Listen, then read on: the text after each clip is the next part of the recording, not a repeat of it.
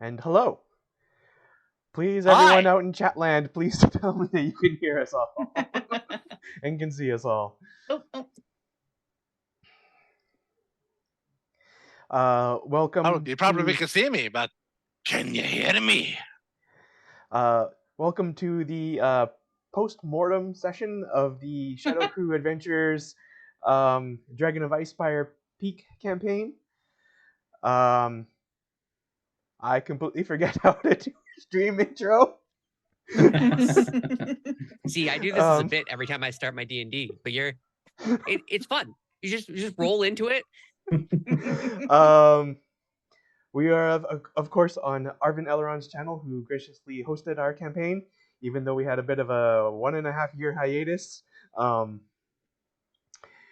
But we returned recently and we finished off the campaign, and so now we're here to talk about how things went.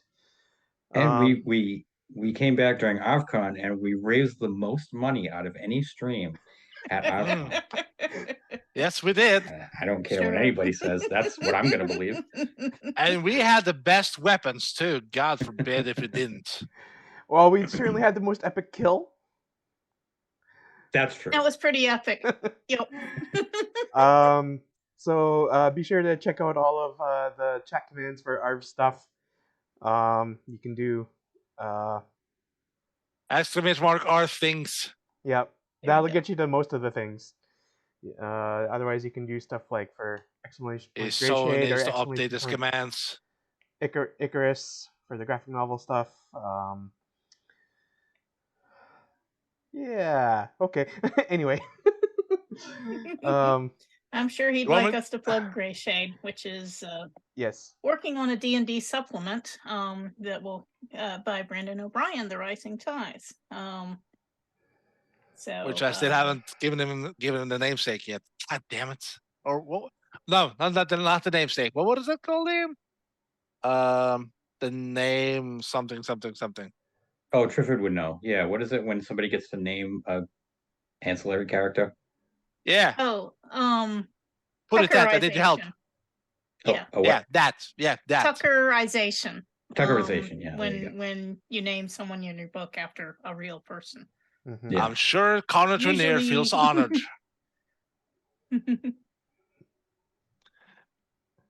But yeah, I need to come up with a name for that.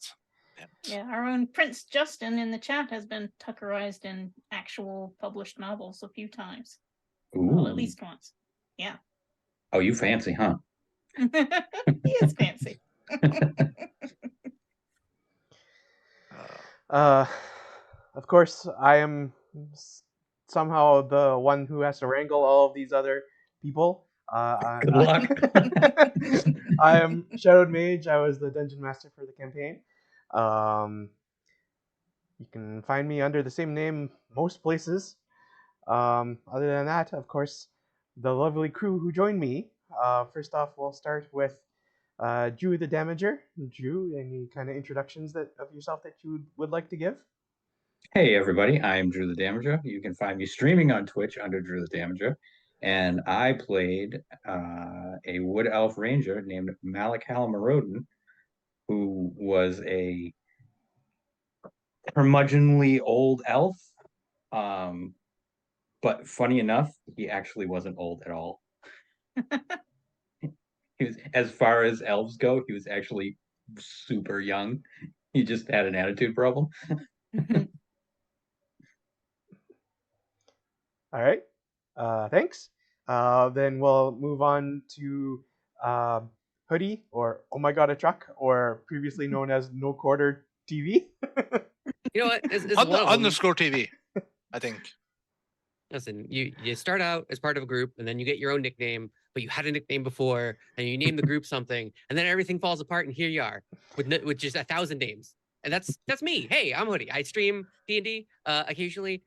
One of these days, when I'm finally in a new apartment, I'll be streaming video games again. But for now, I'm currently just stress apartment browsing, so that's fun. It's fun for me. I played a ASMR Protector, ASMR, Pact of the Tome, Celestial Warlock, Easel Modeleaf,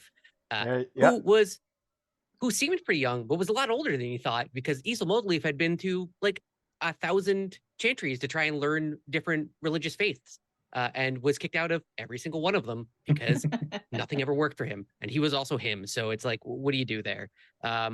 So by the time you met Isol, he was probably like early 40s, but was hiding it incredibly well and acted like a child, so it was very hard to tell, which I thought was always kind of a fun way to come at an older character in D&D. But that's me. All right, thank you. Is your D&D on Sunday still going? Yes, we are about to end our second act of the campaign that I've been homebrewing, where the entire everything's going to go wrong. All the gods are going to coalesce. You know what? Things are going crazy. If I could sit for a half an hour and try to explain it, and I feel like I'd be explaining a dream to somebody, and that's insane. So I'm not gonna. It's fun. They're in a big desert city. Everything is going to go bad. 1,000 people are coming after them. I think that's a good way to kind of put that. All right, thank you. Then we'll move along to Echo Alpha _X5. Yo, Hi. Would Hi. you like to introduce yourself in some way? Please. maybe not. But yeah, hi, I'm Echo Alpha _X5. You can find me on Twitter and at the same name at Twitch. Many retro channels I have been viewing and watching and everything, and I moderate many different channels as well at the same name, as you can see in the chat there. I was Shakunas, who was a drow elf rogue assassin, whom underwent a transformation for a while because of some real world aspects of my life that made me had to do a little bit of a homebrewing with the Shadow Mage, so I could do my vocal cords not to die. But then I moved to a new apartment and I got soundproofing so I could do the voice better. That meant I went from Shakunas to Roderick, who was the new persona for a while. Then I moved. Then, as we were nearing the finale of the campaign, I decided to just take off the mask per se, which was actually a collar, and then to end it all as himself as Shakunas, whom was actually a character that was well, I will not tell it right now, but just suffice to say, a drow elf of origins from the Underdark who had a questionable life choices. And after finding out of certain other drow elf who had gone from the Underdark to the overworld, so to speak, he wanted to follow his footsteps and live his own life. And thus he did, and he met a good companion, and they became friends, and so on and so on. And yeah, I will probably tell more as we go through the post-campaign session. All right. I don't think I got anything more to say for now. No, that's fair. So And- I give it to the putty tat. yes. Driffid, please introduce All right, yourself. hi. I'm Triffity Mats on Twitter. I'm not sorry, on Twitch. I am on Twitter as at PE Matson and on various other sites. I've been on Blue Sky for a little while, Mastodon for a little longer. I do have a blog that I update every once in a while at whatsthewordnow.blogspot.com. And let's see, in real life I'm a freelance editor, in fandom I besides the Twitch stuff I'm also a fairly active podcaster. My character in this campaign has been Grace of the Refreshing Breeze, a Tabaxi bard. Shadowed and I, exchanged quite a few notes about my elaborate backstory that was only really hinted at during play. And I have, quite a few ideas for what would be happening after this campaign, and I look forward to digging into all of that during our general discussion. Did One, manage it's nice to know that I was not the only person that had an elaborate backstory that didn't really get fleshed out. Mhm. And two, every time you say the name of the website that you're hosted on, I always Mhm. think that you're trying to remember what it's called. Well, it's a like, little oh, it's on the long. website. What's the word? Oh, I see what you mean. Right.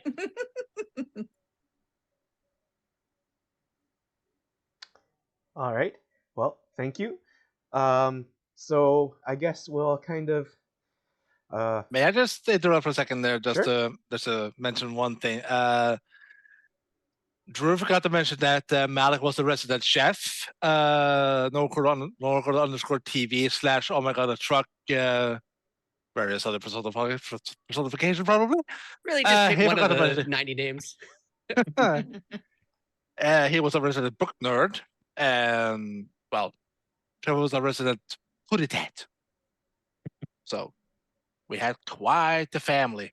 Mm-hmm. All right. That So actually wasn't, since you mentioned it, that the whole thing with Malik being a cook, I didn't come up with that until after I had done the backstory. Because what I did was I did the whole backstory, right? Mhm. And I went in, and when I was making the character, I got all the like the starting equipment, and Rangers come with, in their starting equipment, they come with a pan and a pot and cutlery and all this other stuff. And I said, why the hell would he have that? Oh, he's a cook. And then I just retconned that into the whole backstory that he had left his town and traveled across Faerun, like stopping at each one of these places and being a cook in all these inns. And then there was this whole thing where I worked on a pirate ship as like the galley for a while and like all this other shit. And it all just came from the starting equipment was a pot and a pan and some cutlery and shit. well, Resident voice scam GI. actually, that maybe leads us into a good starting point, which is that so you all created these characters for this campaign. Is there stuff from the backstories going for the characters going into this campaign of stuff that you were maybe hoping that could be worked in a bit more or fleshed out a bit, that maybe just there wasn't the opportunity for, anything kind of like about character backgrounds that you'd maybe like to share? So Drew, if you have anything else that you want to continue with, let's start with you. I was kind of like, it wasn't, I don't want to say I was hoping, because I didn't think that we were actually going to do it, but there was a little voice in the back of my head that would have really liked to see um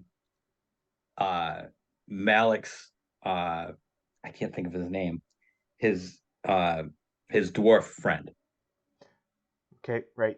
being in league with the dragon, and then we would have to fight the dwarf and the dragon. Mm. So part of Malik's backstory was he comes from a town from the Hordelands, way in East Faerun, and he left the town because his buddy was the leader of the town, and he became corrupt with money and power, and Malik got disillusioned with that, and he was like, "Fuck it, I'm out of here," and he left the town and then traveled across Faerun until he got to Neverwinter Woods and settled down there, right?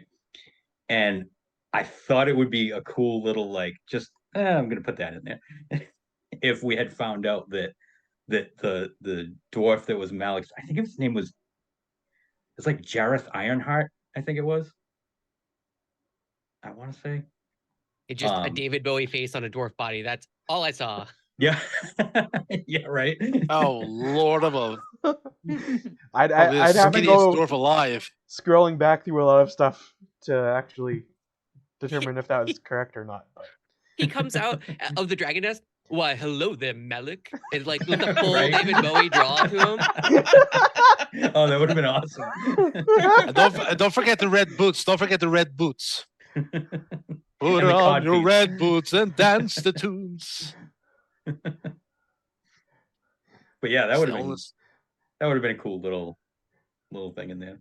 And there was other stuff too that I kind of like. I kind of threw in here and there.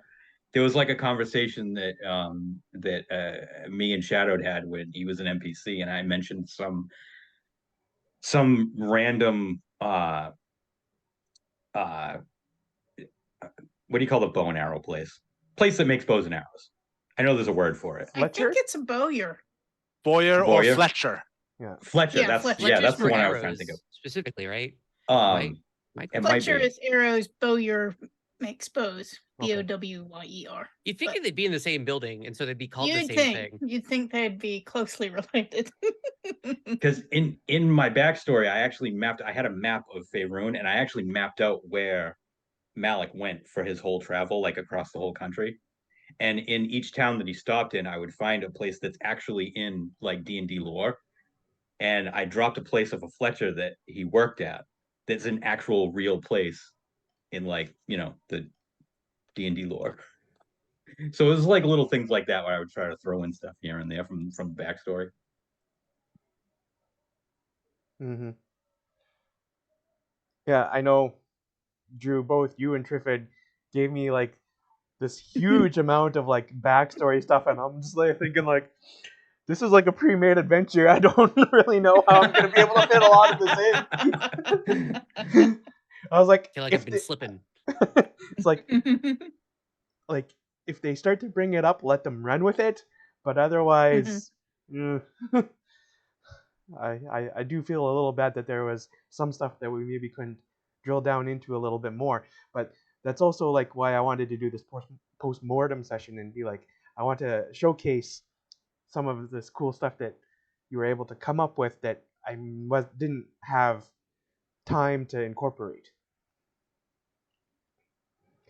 Well, you hinted at it with the letters that Grace's family had sent her. They sent me a message saying that you need to come back. There's something you need to deal with, and Grace decided, let's finish what we're doing with the dragon first. Partly because I wasn't sure how long such a diversion would take, as a player and as a character. Did we really want to get into all of that? Certainly for Grace's character reasons, she would have been, she was putting off that day or time as long as possible. Because Grace, of course, there's the fact that she left the family business, which is hunting, a hunting crew, to go off and be a musician. And so they weren't really happy about that. And they'd love to drag me back to get me continuing with the family business and probably, marry somebody, and continue the clan and stuff like that. But also, Grace was really unhappy with her family because they were going in a direction from just hunting game towards taking commissions to go after parts for spells and things, and this sometimes involved going after sentient creatures, evil sentient creatures. But Grace had a real problem with the whole idea of that. So she didn't know what her family was trying to get her back into, but she really didn't want any part of it. Part of the reason she, I've had a lot of conflicts with this crew and arguments and having to talk them into doing what I thought was right. But the thing is, these people listen to me and my family doesn't. My family thinks of me as, basically just a wayward kitten, and I can't get into, I can't make any persuasive arguments to them. But at least Shakunas or Yeah, just Shakunas. Right, Shakunas and Malak and Isel all listen to me. You know, they don't always agree with me, but they take me seriously. And they often agree with me in the end. So yeah, there have been some points in the campaign where it's been like, why is Grace sticking with these people who always seem to want to do something else than she would? But they take her seriously, and so it's been a good relationship in that aspect from Grace's point of view. I wanted to pay that off actually, which is why when Isol at the end suggestioned that one person, that was like a totally inspired by Grace type of move of like this constant reinforcement of like, hey, maybe we shouldn't kill people. Maybe we shouldn't kill people. Because that doesn't happen with Malik and Chakunis at all. No, So not like at all. another person coming in going like, maybe we should like check this out a little bit. I was like, this has to pay off for I'm not gonna be okay if this doesn't pay off for Isol of like because Isol's incredibly impressionable because he's basically a young kitten himself. He doesn't know anything about the outside world, so any type of new voice is like supposed to be this kind of like inspiring force. So I wanted to pay off your your efforts basically to rein us in. That's great. Yeah, a lot of times it did feel like Grace was the only adult in the room. It Yes. was like, here are these three chuckle fucks, and then Grace is going, "What are you guys doing? Wow. Come on, what's Wow. going on here?" I guess for my back, I didn't do any crazy backstory thing. I don't know anything about Favorun. I didn't know how long this campaign was going to be.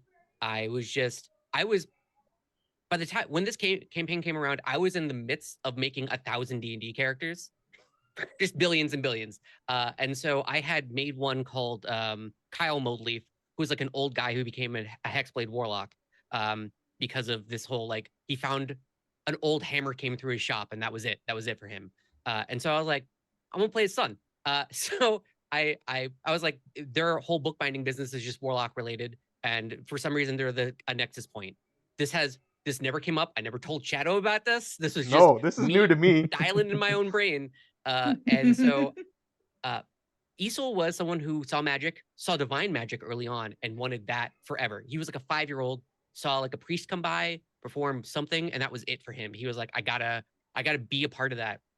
From like the age of 12 on, he was in all types of clergy, priesthood, all that type of stuff, chasing divine magic in some capacity. But because his motive was so selfish of I just want to be able to cast magic, I don't truly like the deity above me doesn't matter. I just want to be a servant so I can do this stuff. He never got it because that's so selfish. So like by the time he's in his late 30s, he comes back to his home, which is now like the shop's been failing. This small bookbinding business just kind of in like a middle of nowhere. And so all he does all day is bind books.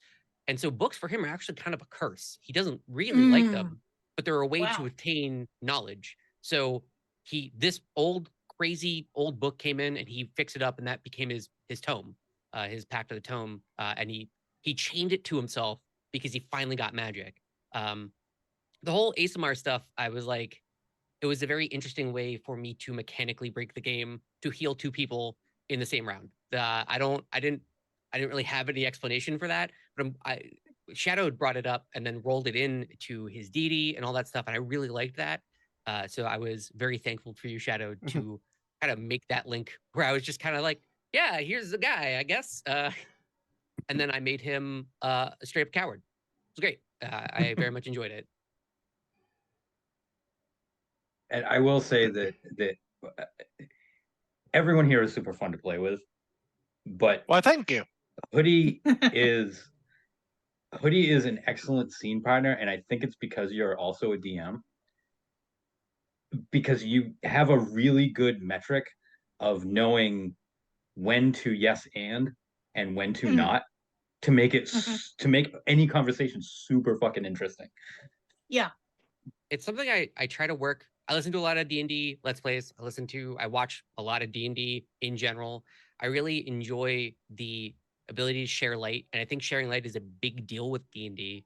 And so it's something I strive to be better at as a DM, because I am essentially 97% of the world and the characters are 3%, but I want to make the characters 100% of the world all the time. And you got to find where you fall in that. But with being a player, it's great. I can just say some lines and then pass it off to you guys and then be quiet for a little bit because there's not a lot there. And it was great to do scenes with everyone, really. There's so many just bacon scenes, talking about the school. One of the ones that sticks out was going into sleep and then realizing I don't sleep because I was so interested in what college was for Grace. And then having Isel remember, oh, I don't do this, and just like awkwardly putting a blanket over himself and then being like, I gotta go. Like it's so much fun to inhabit a character like that. Yeah, I thought one of our best conversations was started by Malik, actually, when he started asking the other magic users how they thought of magic. You know, what was their concept of magic and how did they use it? That was one of the times I think I don't know if we were on the trail or at a campfire or what, but it was fairly early in, like, I don't know, maybe 3 or 4 episodes after I joined the campaign. And it was just really, something that I haven't done on other campaigns, and it really helped to get into the philosophies of the characters and the different ways that our different people look at magic and use it. I just thought that threw some really interesting highlights out there. You know what's funny is that was another just bullshit mechanical thing that I just wanted to explain. Because at that at that point we had switched over from the regular like player's handbook ranger stuff to the unearthed arcana stuff. And I wanted a explanation for why all of maggots for all of Malik. There we go. That would be a different take on the character. For why all of Malik's shit was different, So I think there was something with a potion that I drank and like all my stuff changed, and like for like an episode he was like all out of sorts, and like, and that's why I asked. I was like, what is this? What is this to you? Because it's different from me. Was that who was it that we had to cure of lycanthropy soon after I came in? Oh, that was me. Yeah. So that would have been that potion. Yeah. So fairly early on. Yeah, we had to do that while we were in some sort of a castle, I believe. It was also where Isel got hold of the snake book or something. I don't recall. Oh, no, what was it again? Was it the amulet? Something I can't remember. I don't remember anything anymore. I got so many magic items. That Crown of Greed was a broken item that you never should have given me. That was wild. No, it was an absolutely insane give. I'll take it 100% every single time. But I want to know about Shakunis. Yeah, I was about to try and steer the conversation back towards. Yeah, before we meander too far away. Yeah. I know Shakunis. From what I picked up, Shakunis came from like a one shot. Yeah, I just actually, while you guys been talking all over, I've been trying to find the actual videos on the YouTube, on the RFTube. We could do !RFTube RFTube for Arvinel's previous broadcast if you want to check those out, be it his regular game shows or his D&D shows. But so as our good player here, oh my god, a truck. Hey. He watches a lot of D&D. Me, the only time I watch D&D is either Armin and Ron on GOG D&D or his own channel, which is basically every Tuesday at 6 p.m. my time, which is Central European summertime right now. That's it. I don't have any player handbooks. The only books I got is as per Genesis core manual and threats database, plus a few other nicks and knacks from Archons. That's it. I don't own a player handbook. I don't own a Dungeon Master's handbook. All the stuff I learned is from watching the D&D sessions. So, and I wanted to join for a one-shot session, which my first was a one-shot with Hilness and a bunch of others. That was I was a human paladin, and I watch a lot of crime shows. I'm a crime show buff as all the buffs can freaking be. I recently restarted Scarecrow Mrs. King, classic, 1983. You should go and watch it wherever you can. And that was a fun show. I watched it when it came out the first time. You lucky girl. So I wanted to create a character that was a mystery. Arwen always wants all the happiness. He wants the happy endings. Things could get dark, yeah. But I wanted a character that could really get dark. Like, he wouldn't abandon the party. He wouldn't go against the party's beliefs or such thing.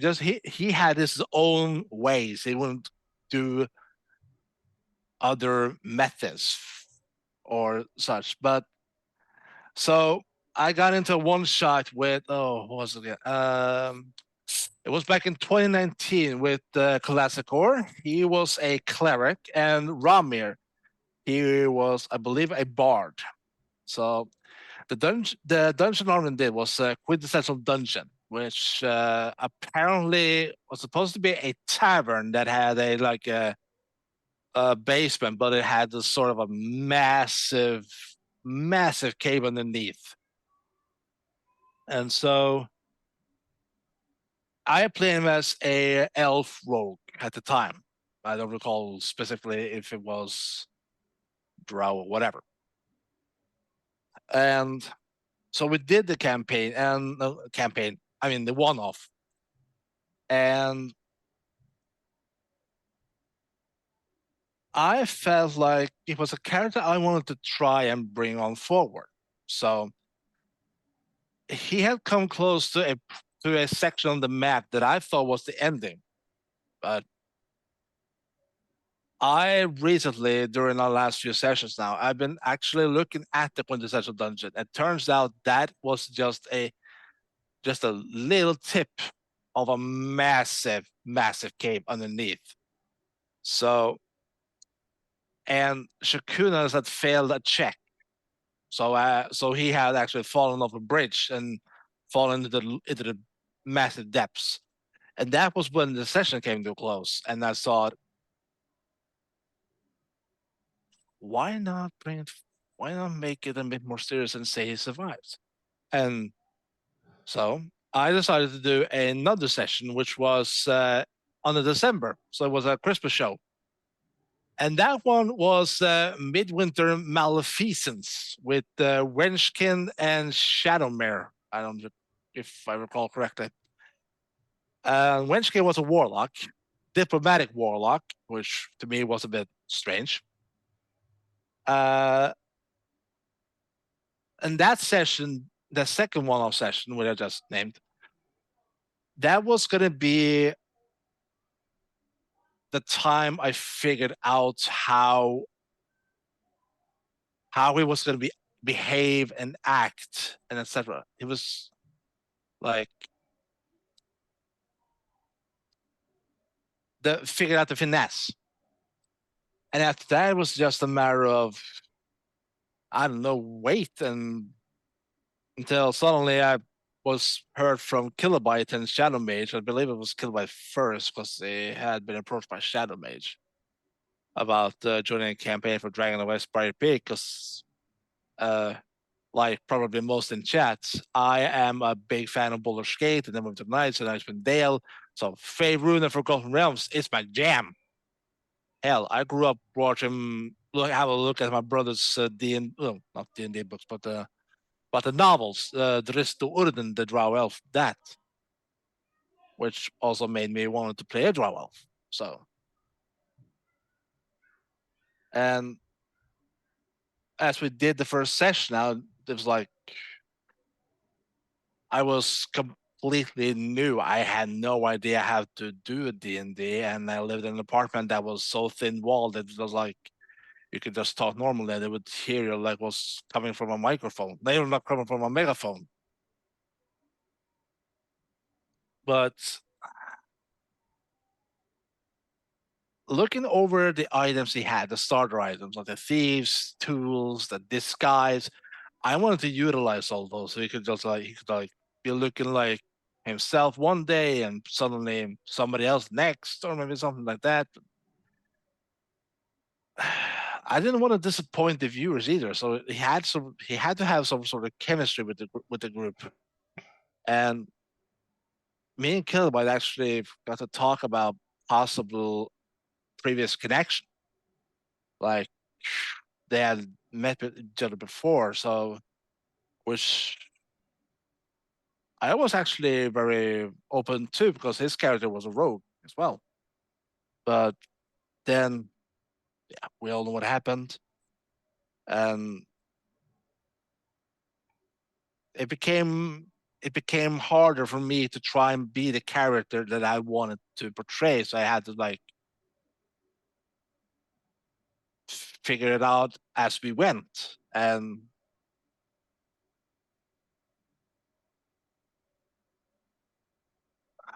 I don't know. It's hard for me to describe, but it was a fun character. I will say that. And also the one shot when I created him, that was also where he met his black rat. That was something I wanted to incorporate because he had been living in the Underdark all his life and under tremendous amount of pressure, expectations.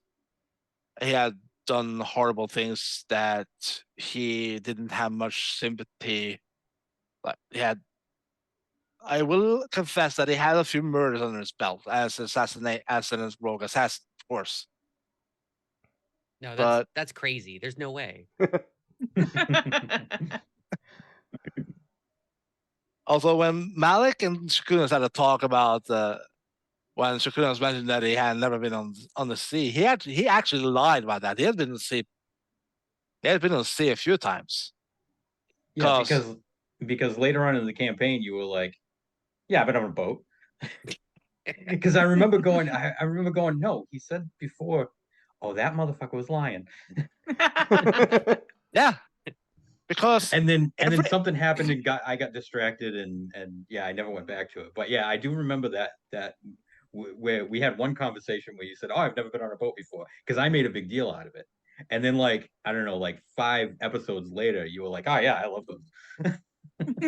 Yeah, because he's a rogue assassin who doesn't trust anybody, who has been too much deceit and hatefulness and absolute viciousness down in the Underdark that he just fled to the surface or whatever it is. Because I'm a big buff, but I have no knowledge. But so just why not lie and yeah. But then he grew attached to the party, and especially as when Vance was taken by the dragon, that became the turning point for him to actually to honor him, to become a better elf. So from their point forward, he was to try to become a better being, to use that what he had gained from centuries or decades or whatever the age this is, to utilize it for good. He's like an anti-hero, basically. And what I want to know is, how the hell did you create a character without a player's handbook? Yeah, that's wild to me. That sounds It really was, challenging. it was kind of a combination of the character sheet of the pre-made character that he got for the one-off, and then a bit of talking with me and figuring some things out. Yeah. But now that I'm in better financial place and everything, and if I have some leftovers next month, because I'm planning to buy a Nintendo Switch OLED, I will not be stopped. I want the knowledge wish right fucking now. Sorry. I will buy the player's handbook because I want to get into D&D like really seriously. So, well, I am in D&D pretty seriously since I'm with you guys and Yes. Right. girl, and I'm on YouTube. What the flip? YouTube, you're crazy for having me there. Delete everything. But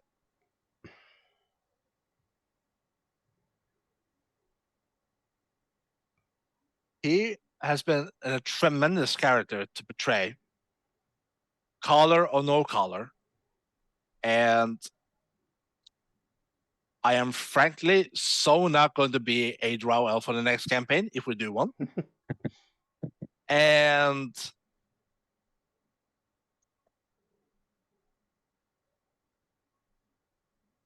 I will say there would be a connection between him and Riri Darkcrash as to him to be the catalyst for him escaping from the Underdark, as he had learned that Ryuvi did as well. He was sent, or what was it again? I don't recall, but anyway, he went from the Underdark to join the party, and then henceforth he felt the need to do so himself because it was the opening Shakunas had waited for. And yeah, I probably don't know enough, but if there's any questions, just feel free to type it in the chat. If you are on the Discord, !board !cord, you can ask me there as well. Just tag me, Echo Alpha _X5. Well, Echo Alpha now on the Discord. So. All right. Yeah. Well, thanks for your insights into Shakunas.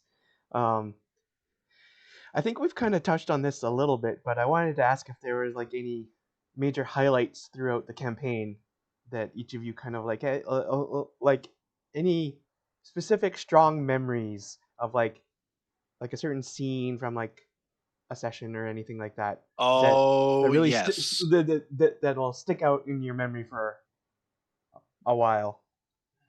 Oh, yes. All right, go ahead. Let me start off by saying it's a mole leaf and a town master. It was always so much fun. You just you started a running joke, and then I couldn't not do it every time. So just kind of like the relationship between Isol and the town master. What relationship? It was none at all. It was just a bully. There was begrudging respect. Not there. That wasn't there either. Uh-huh. There was nothing.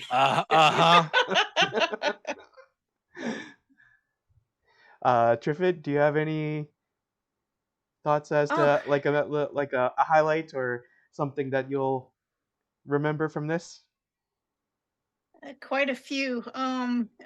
Two in particular are when we totally went against your plans, Shadowed Mage, and the crew did its own thing. You'll have to refresh my memory on which Oh, sure. Which happened more than we once, looped. but in particular, I'm thinking of the tomb that we were in, the Tomb of the Heroes, that we got the sword with pluses against dragons.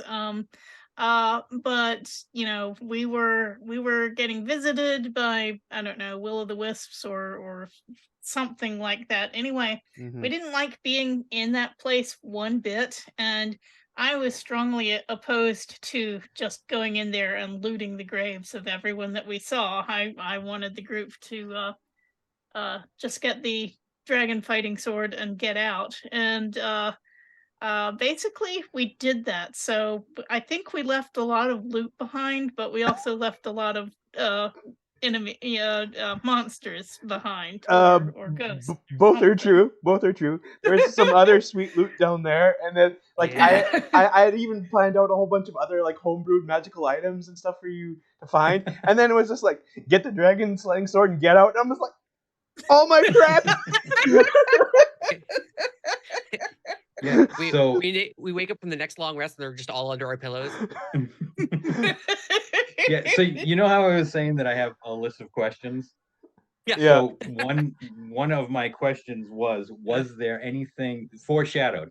Was there anything that we missed that was really important? Specifically, what the hell was in the tomb? This Oh, must have been while I wasn't with you guys on the session. Yeah. Because I can't believe remember. so. Yeah, you might have been out that night. yeah. Not sure. Yeah. Mhm. One of the tombs down there was supposed to be of a bardic hero, and it was supposed to have a Oh, bunch no. of stuff for Triff's character. And then like she was the one that was all like, "Let's get out of here," and I'm like, "Come on!" That's funny. And it like, because actually like there's like like in the lore of the college that she went to for the bardic stuff, there's like a Mhm. legend of an instrument, and it's missing, and that instrument is actually in that tomb. Mm-hmm. Yeah, well, my feeling, or Grace's feeling, was that these were heroes who had been buried with their treasure to honor them forever, and we were just taking the sword because we had this dragon, and we knew we couldn't beat the dragon without a sword. I think there was a prophecy or something. Not A vision. prophecy. Yeah. A vision. Yeah, right. Someone had a dream.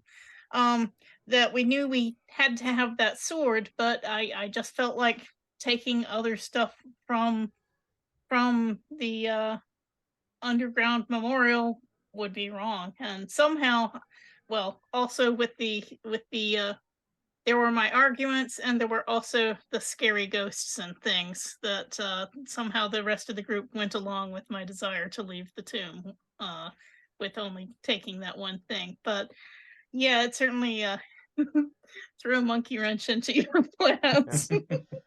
So, Triff, you were saying that there were two things that kind of stood out. So, like, one was that. Was there a second Right. one? Yeah, the giant shark. Hmm. We needed to recover something else from a shipwreck site. And we, became aware before we got there that there were a lot of sharks swimming around, and also one particularly huge gargantuan, like megalodon or something like Yep. that, some really really serious shark. And so we were talking about underwater breathing spells and what kind of weapons would work and what kind of spells would work underwater. And Hoodie had the idea, why don't I just cast an illusion? And Hoodie, made the smell of blood in the water Mhm. for the sharks to all go somewhere else, go after that smell of blood in the water. And so we ended up, being able to get down there to the wreck and get the stuff up with hardly any conflict at all. They failed So- every wisdom save. It was great. Shout Well- out to illusions. It was So it good. was an intelligence check, Oh, right. and all sharks are just too stupid to ever pass the DC. Right. Right. So yeah, I don't know, so somehow you didn't say, okay, that's done, let's end the session when it's only half hour. Somehow you kept going. So you must be really good at preparing a lot instead of a planned Well- session by planned session. Sometimes you just gotta roll with it. Well, since speaking of illusions, I had to sidetrack here for a moment. But when you mentioned Hoodie, when you mentioned that Ace will just toss a blanket over him, he could have just like had a blanket over him when people came to talk to him. He went that way. Like he could just pulled out, or like stuck his hand out of the blanket. He's like, oh, I'm busy. Go away. Like, Yeah, sits right still. there Go was away. something the one time about everyone was like making camp or whatever, and there was an illusionary easel. There was Yeah, something about that. I used him as a voicemail server. Once Isel got major major That's image, right. that was he was just an image service. Like it was great. The young white dragon on top of the roof to scare whatever the bugs that made a lot of noise. Mhm. The blood in the water. Like major image was so much. I've read so much stuff about how illusions are bad. It was great. Thank you. Hey Shadow, thank you so much for letting me get away with so much garbage. It was mechanically, I think it should have worked, but I don't know. You could have just said nah. So thank you for that. It was an experience for me too, because it felt like, what? How is that? Was there any? How was like? I was like, how is it any of this real or actual working? It's like modern day magic is happening in medieval times. How? I was like- exploited a lot of mechanics. I think that's really. I did a lot of. I mean, Isel was really tuned out to be a crazy healer that can bring two people up around, which is I got to do it once. That was my favorite moment in the campaign was when everything worked mechanically, which isn't like a nice character moment, but Malik and Grace went down, and Isel reached down with two hands and picked them both up because he was able to use an action for his ASMR thing and then a bonus action healing radiance, and was able to pick up two characters in one turn. And I was like, "That's it, I'm done. I can just wash my hands of this and walk away." It was so amazing.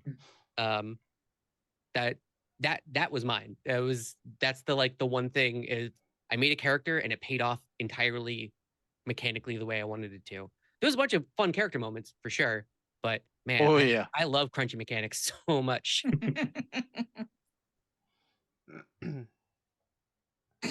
I would say that my favorite moment is every time Shadowed went, yeah, I guess. It would always start with, hey, Shadowed, can I do this ridiculous bullshit? And it would end with, yeah, I guess. Yeah, I'm gonna use one of the snakes in my robe to make one of the bugs just follow it. Can that happen? And you were just like, yeah. One of my other favorite moments, though, was the whole section where Triffid or Grace was completely freaked out by the orc ears at Oh, at Oh yeah. Falcons, yeah, Falcons, yeah. the hunting lodge. Yeah. Yeah, that was so Oh, cool because yeah. it was almost like a detective, like she was doing a whole detective thing. And then like we found out that like she's like, oh, I don't know. He's like, seems like a bad guy. And then we find out it's actually kind of sweet that he like saved this little boy and stuff. Yes. Oh, speaking of bad guys, I laughed every time the thing with the centaur came up that we had all had we had all decided that he was a creepy, no good centaur who Right. was just trying to worm his way into our Oh yeah. friendship. So suspicious of that guy. He was Oh, way too nice. Oh, it's that guy again. Oh yeah. Showed up all smiles in the middle of an awful forest. All I Awful could think during that entire time was like, am I role playing this guy wrong? He's just supposed to be a nice guy that just wants to help. To me, it was like Harry Potter has just joined the session or something like that. It's like, wow.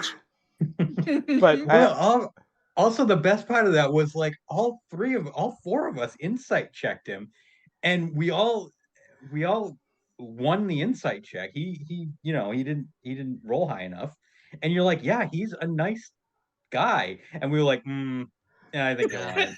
Nah, no He's way. only pretending to be nice.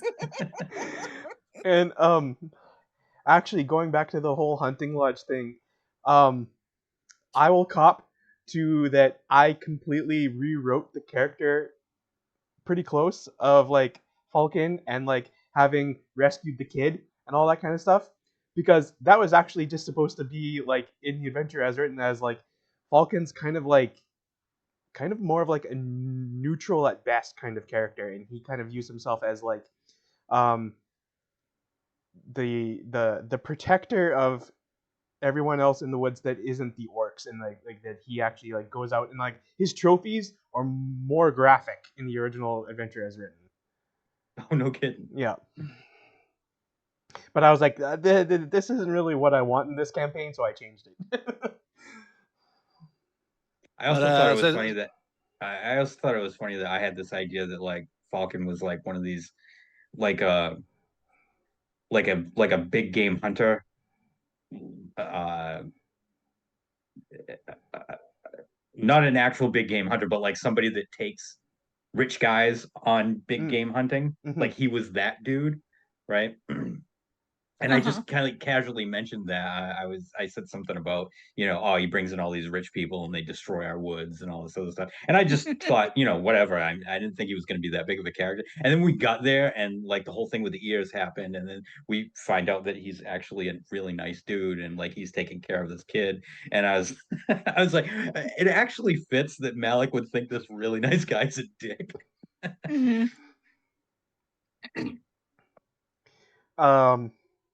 Yeah. I guess before we move on to another topic, does anyone have anything else of like major highlights that they want to share? Yeah, when first Grace joined the session, well, we met her.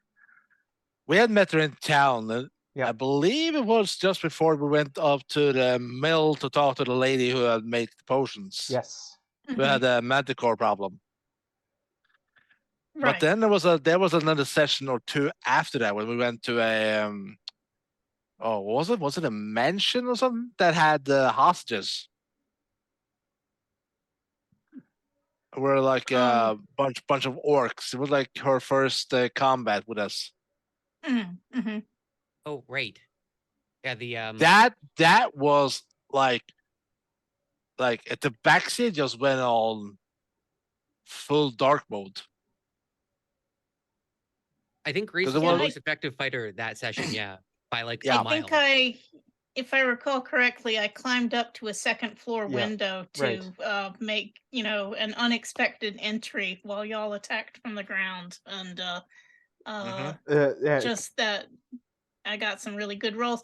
That's one of the things I really enjoyed about this campaign was how well we were able to figure out how to effectively back each other up and do combat where we built off of each other's strengths. I think we had some really great moments of teamwork.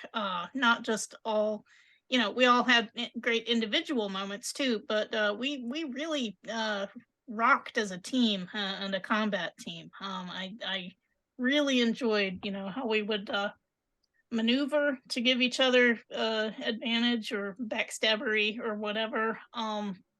And just setting each other up and then backing each other up. I thought that all worked really well.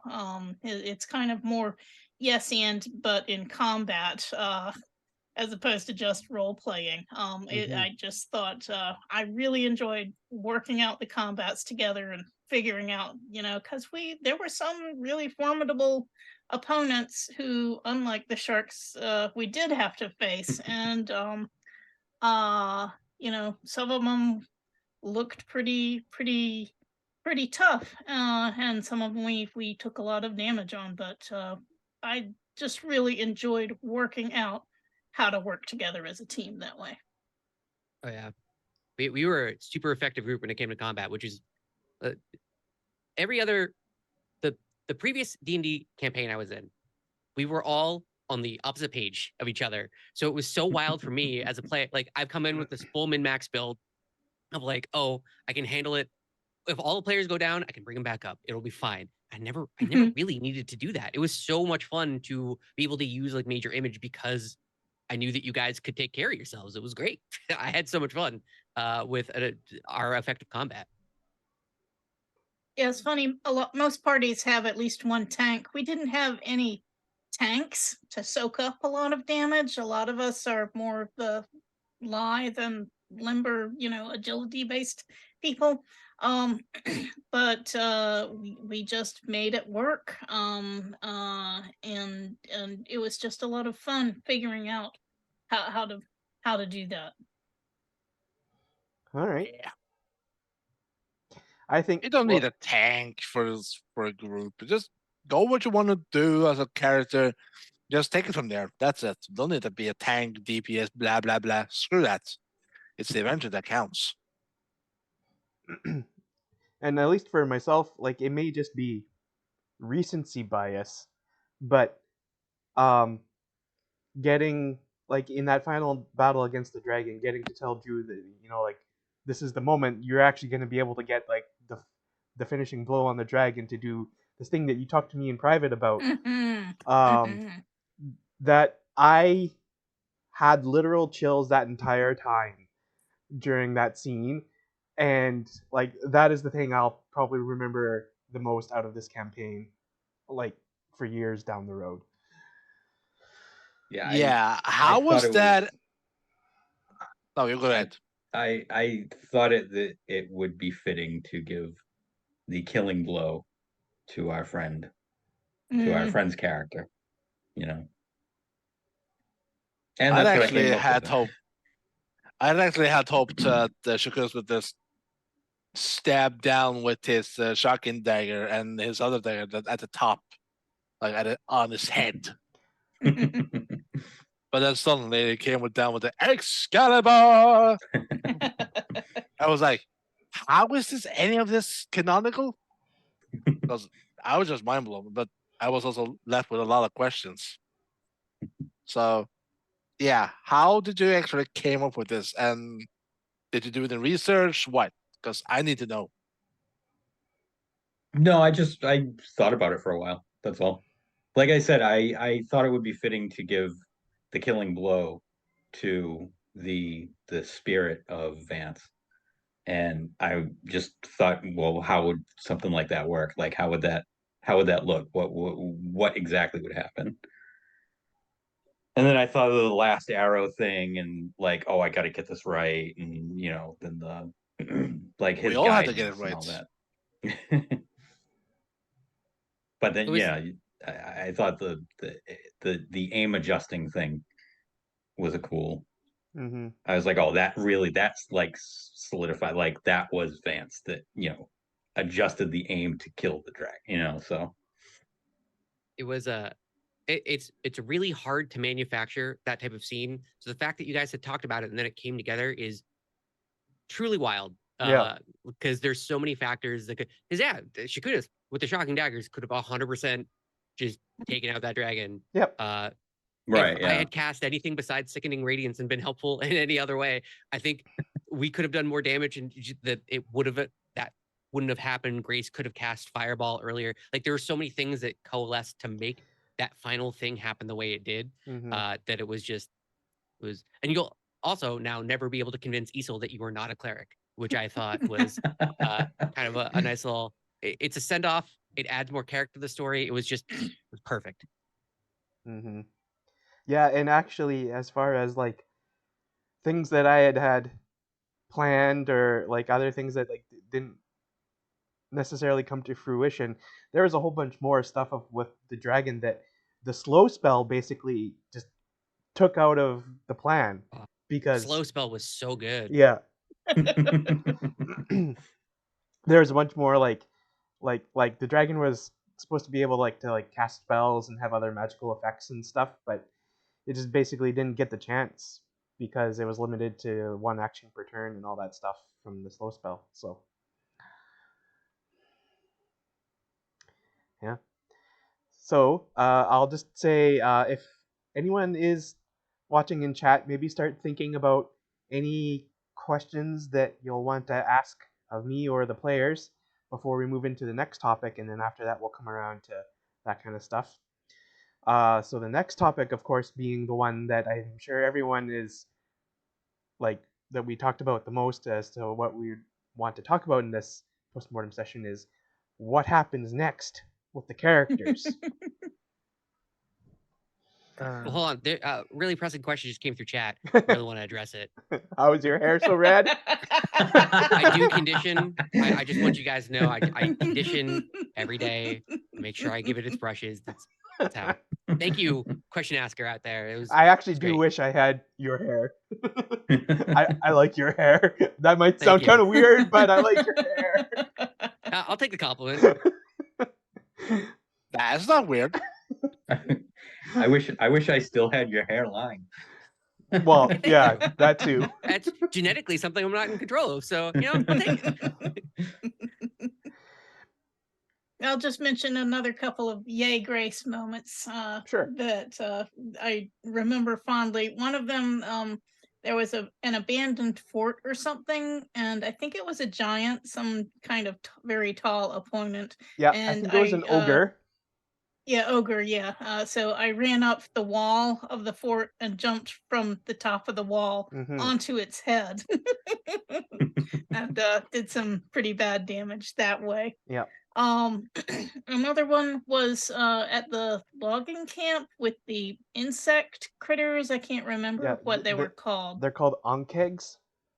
Oh yeah, the onkegs. Yeah, And tremors. it was a logging camp, so there was a pile of logs, and I cast Thunder Wave, and the logs cascaded and hit the onkegs, so that kind of amplified the damage. So I really enjoyed that moment too. But, No one brought so up the much cow fun. chase. The cow chase. Oh yeah.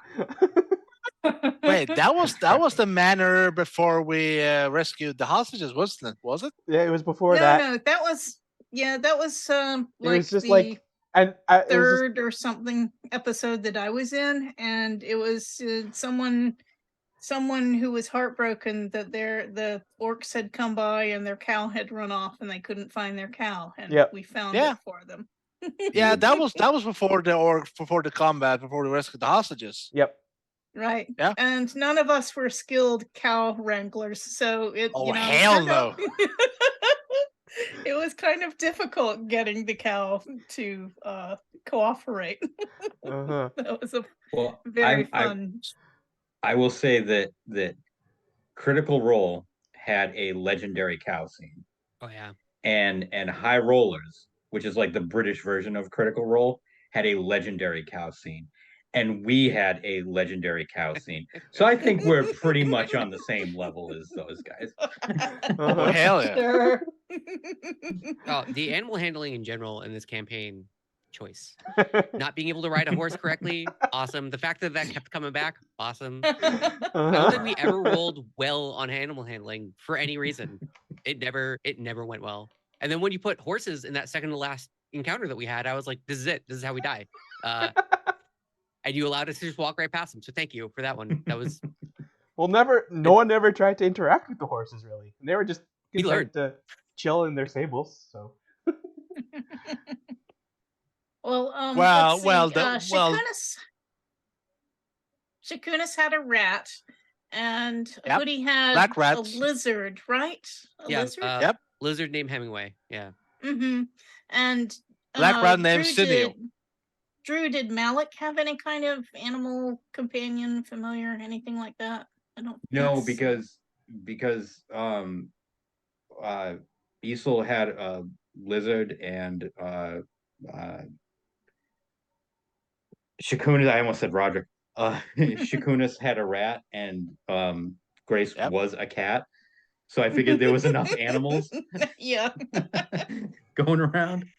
Yeah, but at the end of the campaign, we had this egg, and so although she is trying to pass off the egg to some good dragon, she's going to go look for some good dragon to take this egg. She has a sinking feeling that she may, end up with a dragon companion of her own. Yeah, I was thinking about that. She would she, with her family of sentient animal trophy hunters, they had their come back to us, we need help message, but she's not Grace is not going to want to bring that egg within range of her family, because they are going to want to take it from her and sell it to the highest bidder. So can she find a dragon to take over the egg and raise it and hopefully be good? Or but it's also an intriguing idea of, if she becomes this dragon's guardian, substitute parent, or whatever, she's had some Substitute experience. Daenerys. Yeah, she's had experience now in talking people who keep wanting to just kill everything to not just kill everything. I was thinking of Naomi Novik's Temporary series, where Lawrence and Temporary, the captain and the good black dragon, are in contact with this fire dragon Izquierda for most of the books, and Izquierda just wants to kill things and get loot. And they keep having to talk it into, following orders and negotiating and stuff like that. So I was kind of thinking, is that going to be what Grace's life is like from now on? It's going to become the new Bowen. Dragonheart, 1996. Anybody? Oh yeah.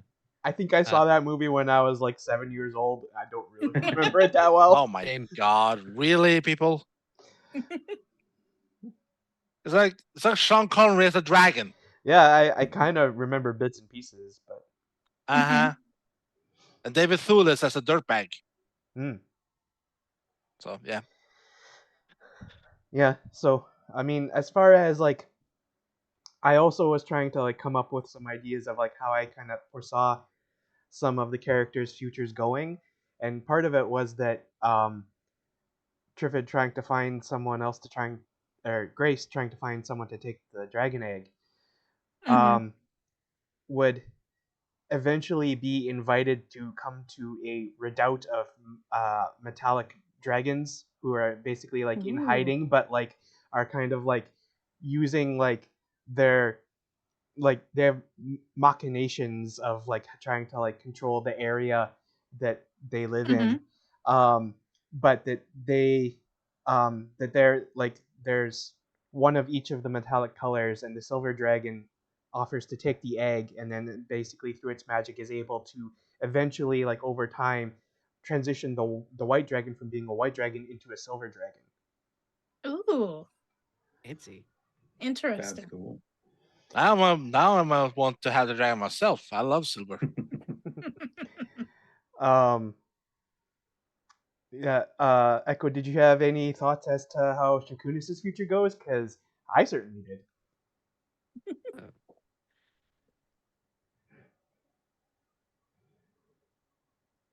Well, right now it will probably to stay by the party till we have figured out what to do with the dragon egg. Mm-hmm.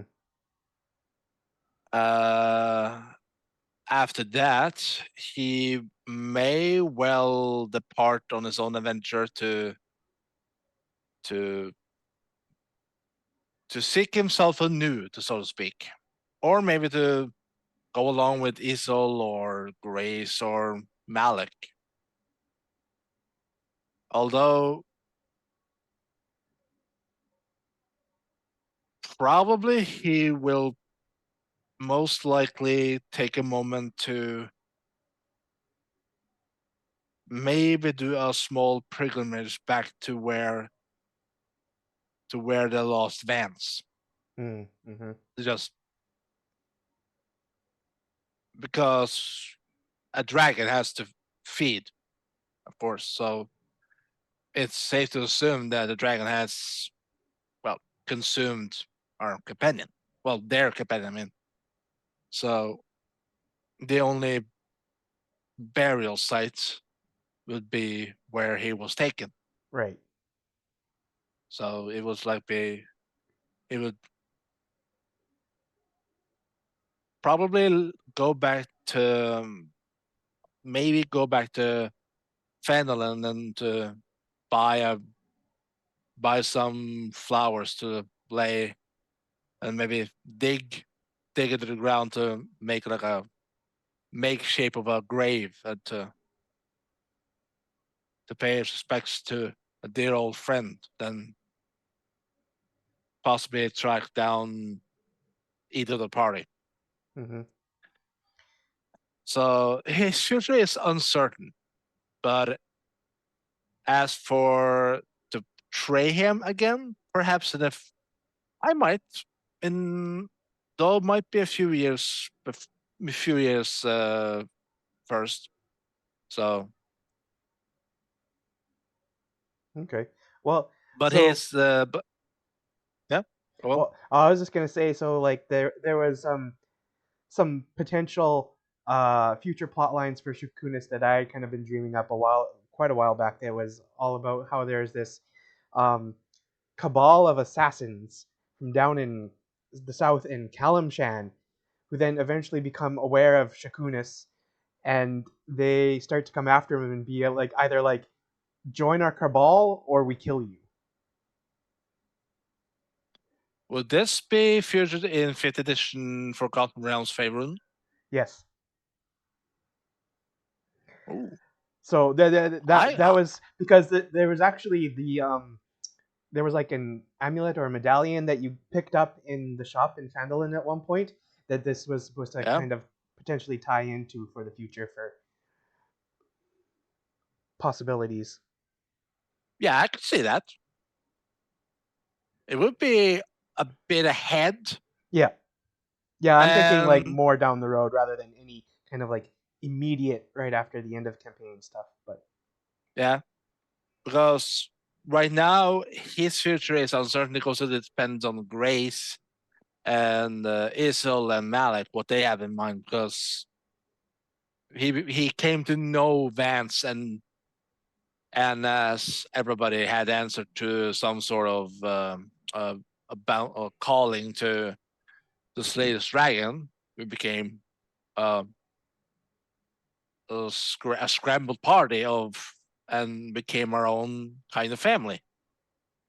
mhm. And now to possibly disband it, just go our separate ways, it's like, so yeah, uncertainty, but Mm.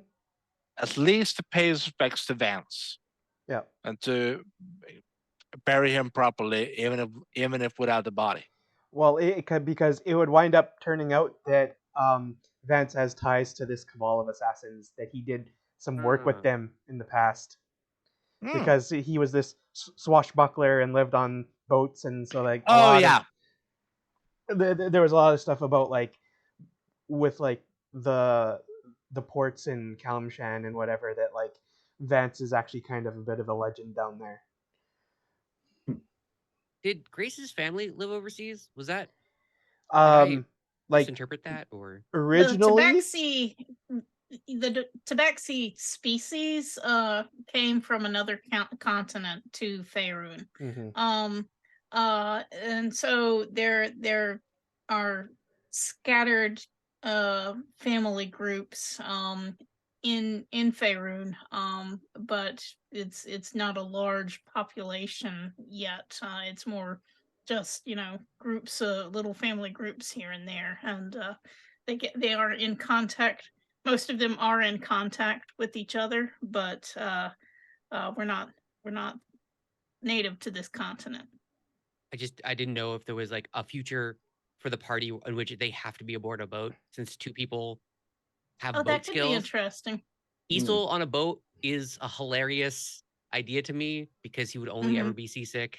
It would be I love the future in which everyone very confidently gets on the boat and Isol is a nightmare the entire So time and vomiting and a mess. this is funny because like the like written adventure that follows this one is all about like going up and down the coast like on boats and like trying to like chase down like this cult of Talos with the storm worshippers and all this stuff. Yeah. That's funny. And Yeah, I did want to ask about the cult of Talos. Did they really have anything to do with the dragon? With, is the dragon just someone who randomly moved into this territory, or was there any deeper story to that? And yeah, what's up with that good cult? I question. guess. yeah. So it's at least the way from my understand, like from what I've been reading through of it, was that this whole Dragon of Icespire Peak campaign was kind of like its goal is to like like help new players learn and all that kind of stuff initially, because it's part of the essentials kit. But Yeah. it weaves in this plot line about the cult of Talos for you to extend the adventure beyond the climax with the dragon. Mhm. But like, so dealing with the dragon is the end of Dragon of Icespire Peak, but there's this other plot line that can then continue on after. You can That's spin your campaign off. yeah. Does that answer your question? I guess. Yeah, I guess so. Yeah. Yeah. Dealing with the dragon is meant to kind of be like the main goal of Dragon of Icespire Peak, but there is kind of like this very strong B plot of all the Cult of Talos stuff, which then becomes the A plot if you decide to continue on. Mm-hmm. Yeah, when you talk about the cabal of what is it again? The cabal. Cabal of assassins from Kalimshan? Is that like the thing I was talking about, or Yeah. what about it? Like the whole with the Shakunas having the magic, with the medallion amulets, Right. and the whole affiliation. Was that something you and Kilobyte had talked about before, or is that something you just thought of like recently? There were some spots in a backstory that Kilobyte had talked about with me, right, like way back in like when we were first talking about starting to talk about trying to get this campaign together and what he wanted this character to be. That like I thought that I could thread in like some other connections, but it wasn't anything strong until that like I was like I developed it over time. Okay. Well, certainly is interesting, and I'd be able to continue on that road. Yeah. But for now, it's all up in the air. It's depending on what you want to do for like next campaign. If you want to do next campaign after, etc. So, yeah, but yeah, I like these were just ideas that I had. I would gladly honor ShadowCrew and do it. I would. Okay. I just want to, real quick, because it's Isol. Mm-hmm. I don't think there's no more character left to. Isol's on his journey. Like this is the culmination. Isol's life has been awful, and this was the culmination of him finally learning that, life is for living actually, and not just chasing a toilet dream. Basically, of like getting out there and actually doing things is the real magic.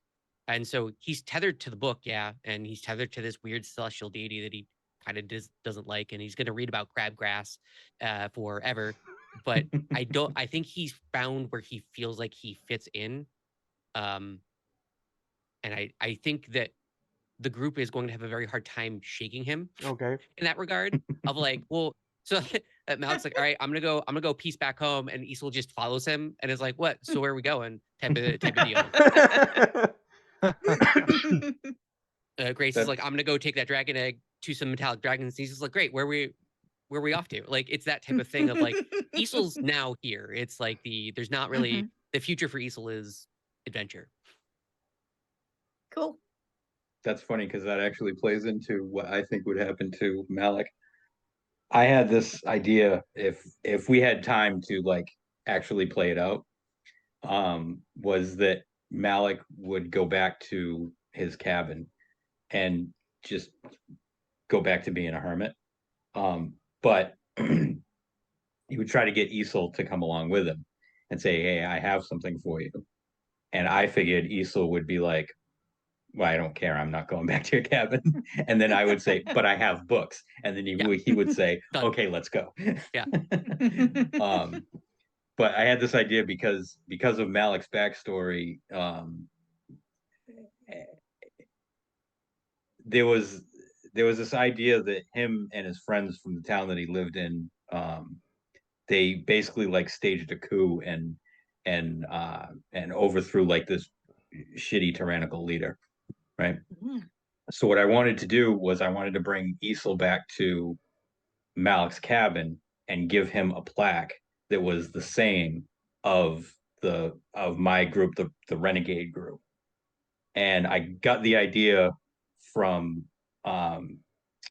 graffiti that I saw during a French protest, and the plaque was going to say, "We killed your kings. The gods are next."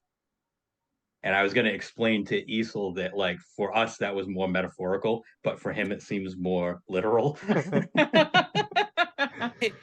I love the idea of you handing this plaque to Isel with these rad words on it, and Isel going, "So is this a necklace? Do I wear this?" Like, I think that would probably be the thing to finally demystify you, because from the moment I think it was Isel saw you communicating with someone deceased or The some traveler. ethereal, presence, and Isel's like, "That dude's a cleric."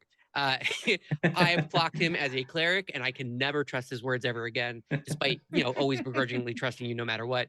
I think that would be the thing to demystify it, is having a plaque that says the gods are next, right? Like that would probably Right. be the final wake up call. Yeah, and that was just a little, like, that was another little like backstory thing that I just kind of threw in there because I figured, Malik had traveled across all of Faerun, like, he doesn't really care about the gods, but if there was one that he would like kind of like, it would be the Traveler. Which is also funny because the Traveler is a Eberron god, and there was at one point where we ran into somebody that was selling stuff. Yep. And he was selling a ring from Eberron. Yep. Oh yeah. Right. And Malik wasn't over there. And when he was like, "It's a faraway land called Eberron," and I was like, "Fuck! I wish I was standing right there," because he was like far away. So I didn't want to react to it because I was like, "Well, that wouldn't happen because he's like over still at the camp, and he doesn't hear any of this stuff." Didn't Isel wind up with that ring? Yeah, probably. Yeah. I think so. Yeah.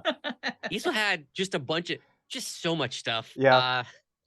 Really infinite stuff and a room full of books. It was great. It was great to buy things in D&D. Well, because that's really like I was trying to give the campaign, like I was trying to run the campaign in such a way that like what you would get out of it would be what I would want out of a campaign as a player.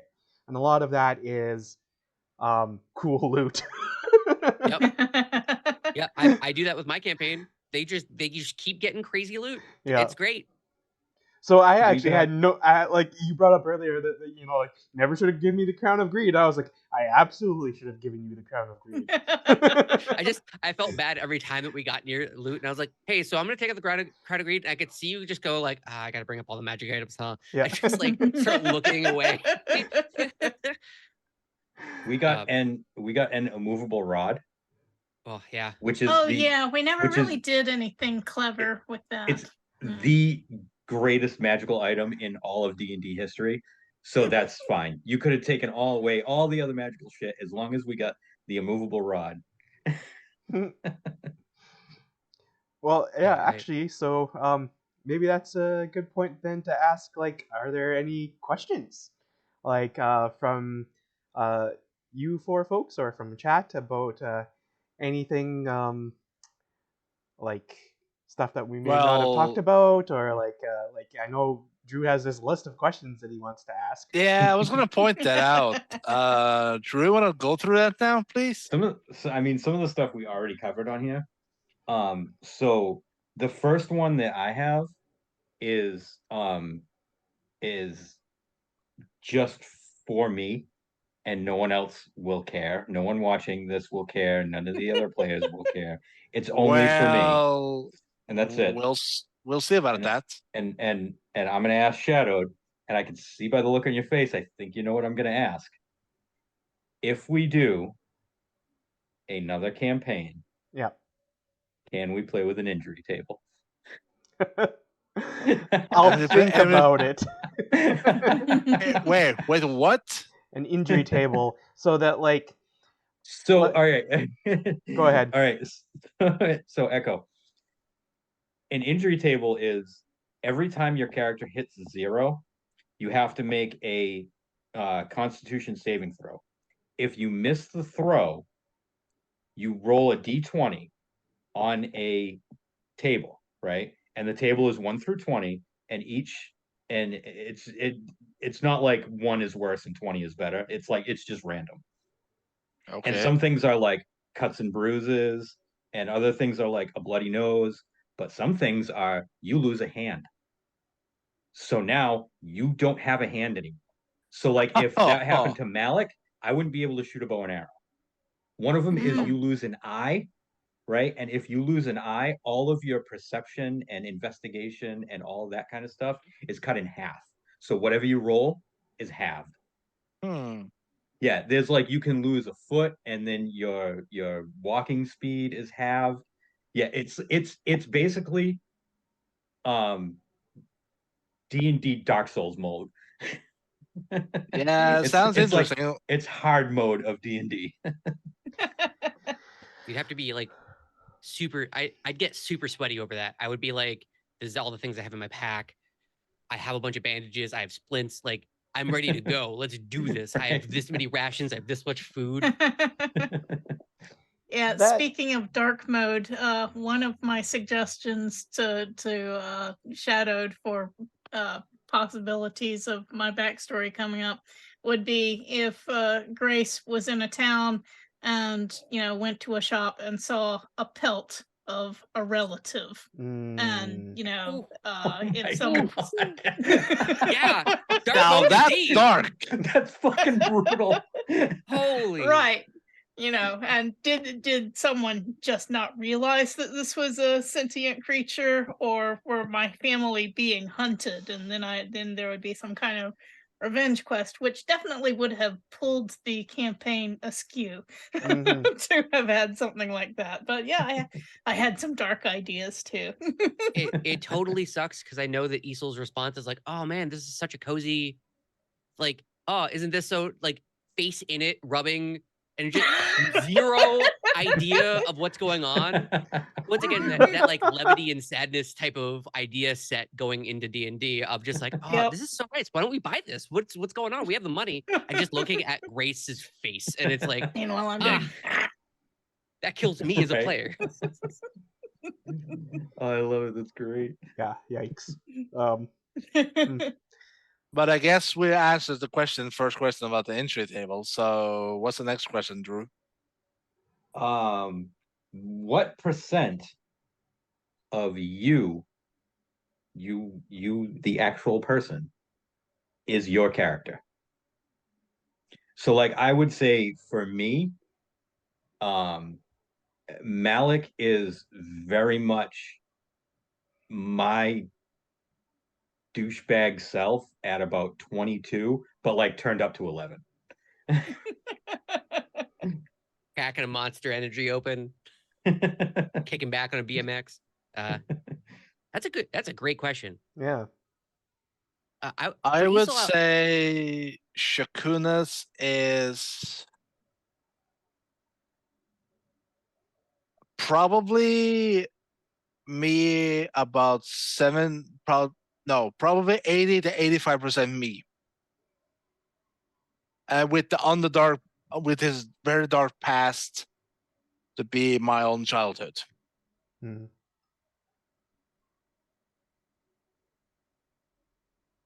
I guess Issa would be like 15% me. I play I mean, like, I don't like, if I were to meet Isol, I would hate him. But that's the fun of me playing Isol, is my first character was 100% me, turned up to like 110% of like a very anxiety-ridden cleric who just wanted to keep the party together and dealt with a bunch of problematic people struggling constantly all the time, right? That like super anxiety based. Isol is cowardly. He lacks awareness of others. He is the person that I don't think I could be, but there's a kind of like that release valve in that. And I wanted him to be as far away from me as I could get, while still keeping like a hint of reality in there, because you need that for a base of a character. Yeah, Grace, I'm not sure about a percentage, but certainly there are a lot of traits that I share with Grace. I come from a large family, although happily my relations with my family are good. I play a couple of musical instruments. I play the piano, and I also play a little bit on the ukulele, although piano is where my training was. Um, and yeah, in several jobs that I've had, I've turned into kind of den mother personality. I was the editor in chief of a newspaper, and I tried to look out for people, and I didn't ask more of my newsroom than the long hours I was willing to put in myself. And I like training people to do stuff. So, some of those elements of I certainly share with Grace. Grace is much less risk averse than I am. Grace is pretty bold and daring, because she's following the legends that she's heard and sung about, for the heroic models that she follows. That's really not me so much. Um, uh, but yeah, I'd say there's a lot of me is in Grace. Yeah, I am not Shadow? a combat machine. I don't Shadow, know. how much of the campaign is inside of you? Yeah. Do you have an NPC that like I was was I was actually trying to think if there was like an NPC that maybe like I identified with the most or something like that. But- That's question 11. Oh, really? Who is your favorite NPC to play? Oh, that's slightly different. The one that I identify with and the one that I like to play would be different. I it may not have seemed like it at the time, but the one I enjoyed the most playing was riffing back and forth with Isel as the town master. Nice. it's such a good time. I like to think I'm not quite that obtuse or cowardly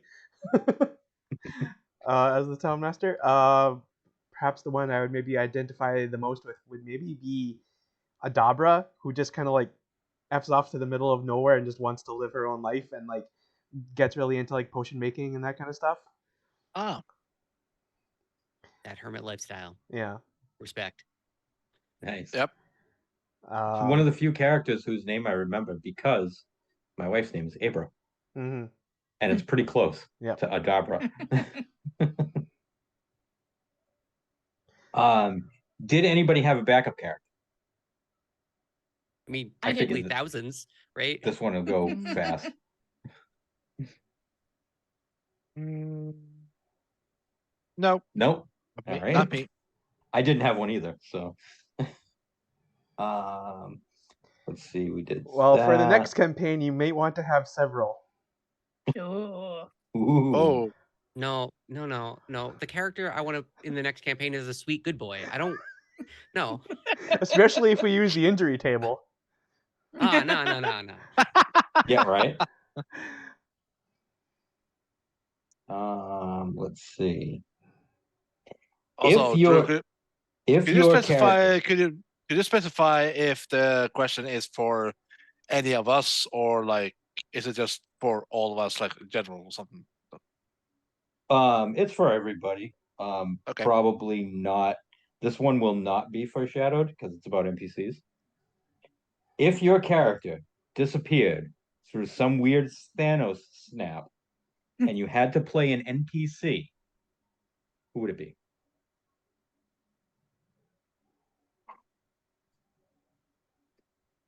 I would choose the centaur. I would Shanghai the centaur, and then I would be overly nice and like overly optimistic the entire time. I would. I was gonna pick the centaur too. Ah, Damn dang it. Because I wanted to pick a character that was the total polar opposite of Malik, and I mean, Yeah, what character That's is what I was that? going with. It's the centaur. I would probably choose one of the other party one from the other party that we encountered. Mm-hmm. Oh yeah, Right. yeah, that's right. Yeah. Hmm. But that would all depend on what kind of characters they would be. Yeah, there was an Asimar sorcerer, a halfling rogue, a Goliath barbarian, and what was the fourth one? A wood elf ranger. Okay, Goliath barbarian, easily, hands down. Me big, me slam, me dumb. Yes. Yeah. I have a second. And I would option. actually have a backstory for him already by now too.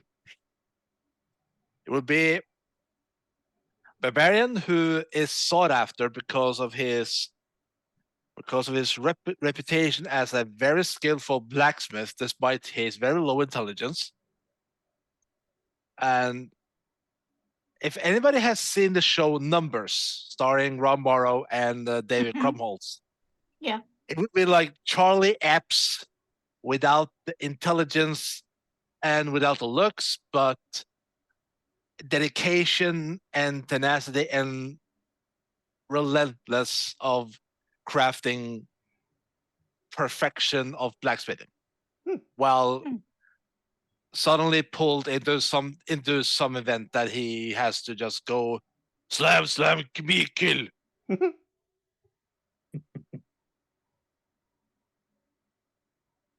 My second go would either be the cow, 'cause that'd be dope, or the town master. I think the town master would be a good 180 for me. Now have to play the overly cowardly town master. Went Oh, from I would Saint so Peter go to whistle on your Master. ass. That'd be great. I would so, if I was a barbarian, I would absolutely go easel mold leaf on you. Drift. Just stand there, look intimidating like hell. Did Let's everyone see, have so- an answer? Well, I Uh, too would have said centaur, desperately trying to get people Okay. to like me. oh god. It is the answer, that right? just Like that's that just sounds very funny to Oh work god, with. me versus the three of you. Oh my lord. all three of us are the same centaur, and we're all just very happy to each other. And then one angry Goliath barbarian. It was like I'd feel watch like the that. three hyenas from Lion King versus some weird freak. All right. What was your next question, Drew? Yeah, so like a bunch of these we already kind of touched on. Okay. But let's see. I also have if there was one thing that you could have changed, be it in your character or an event, what would it have been? Obviously, mine would have been I would have won the shoot off with Falcon. But right. didn't you? No, I did not, because I whiffed the last one. Oh, right. Yeah. Yep. I was beating him right into the last one, and then I rolled like a 2. Yeah. Right. Yep. Now I remember. Yep. And then also after after that episode, I realized that I totally could have won if I had used the clockwork thing. The clockwork amulet that lets you Yeah, take a 'cause 10. Yep. That would have gave me a 10, Mhm. which would have put me at 19 because I was at a +9. Yeah. And I had Mhm. like 20, 21, and then 19. I would have beat him.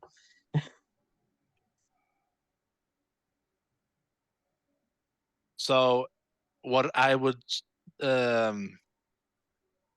change about my character if I had chance.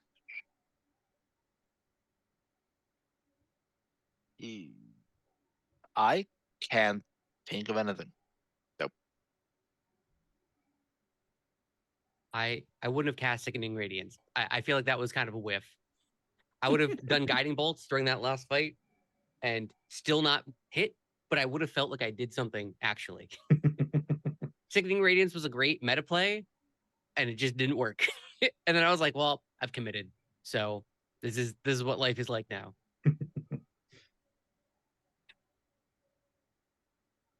I don't think I'd change anything about Grace. Probably Grace would have preferred if, some of the occasions where we came to a campsite or whatever and everyone had been killed, she would have preferred to get there earlier and save some of those people.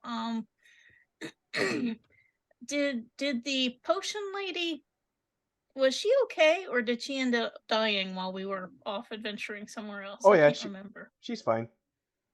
Oh, she's fine. Okay. Hey, didn't we Alright, also yeah. let her know that everyone was in the castle and that she could go chill Yep. out there if she needed to? Yep. Yeah. Yep. Yeah, because you were sending everyone down to the dwarven fortress that had been abandoned and whatever, and then like they would be like going by Adabra's place anyway. And so then That was where they counted the gnome. No, wait.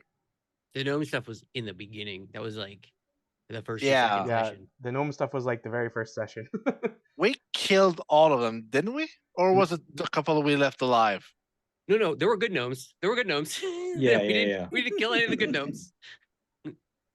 I don't I think we could killed any of swear. them. I could swear there was one who was a crazed one because they kept thinking everyone was against them.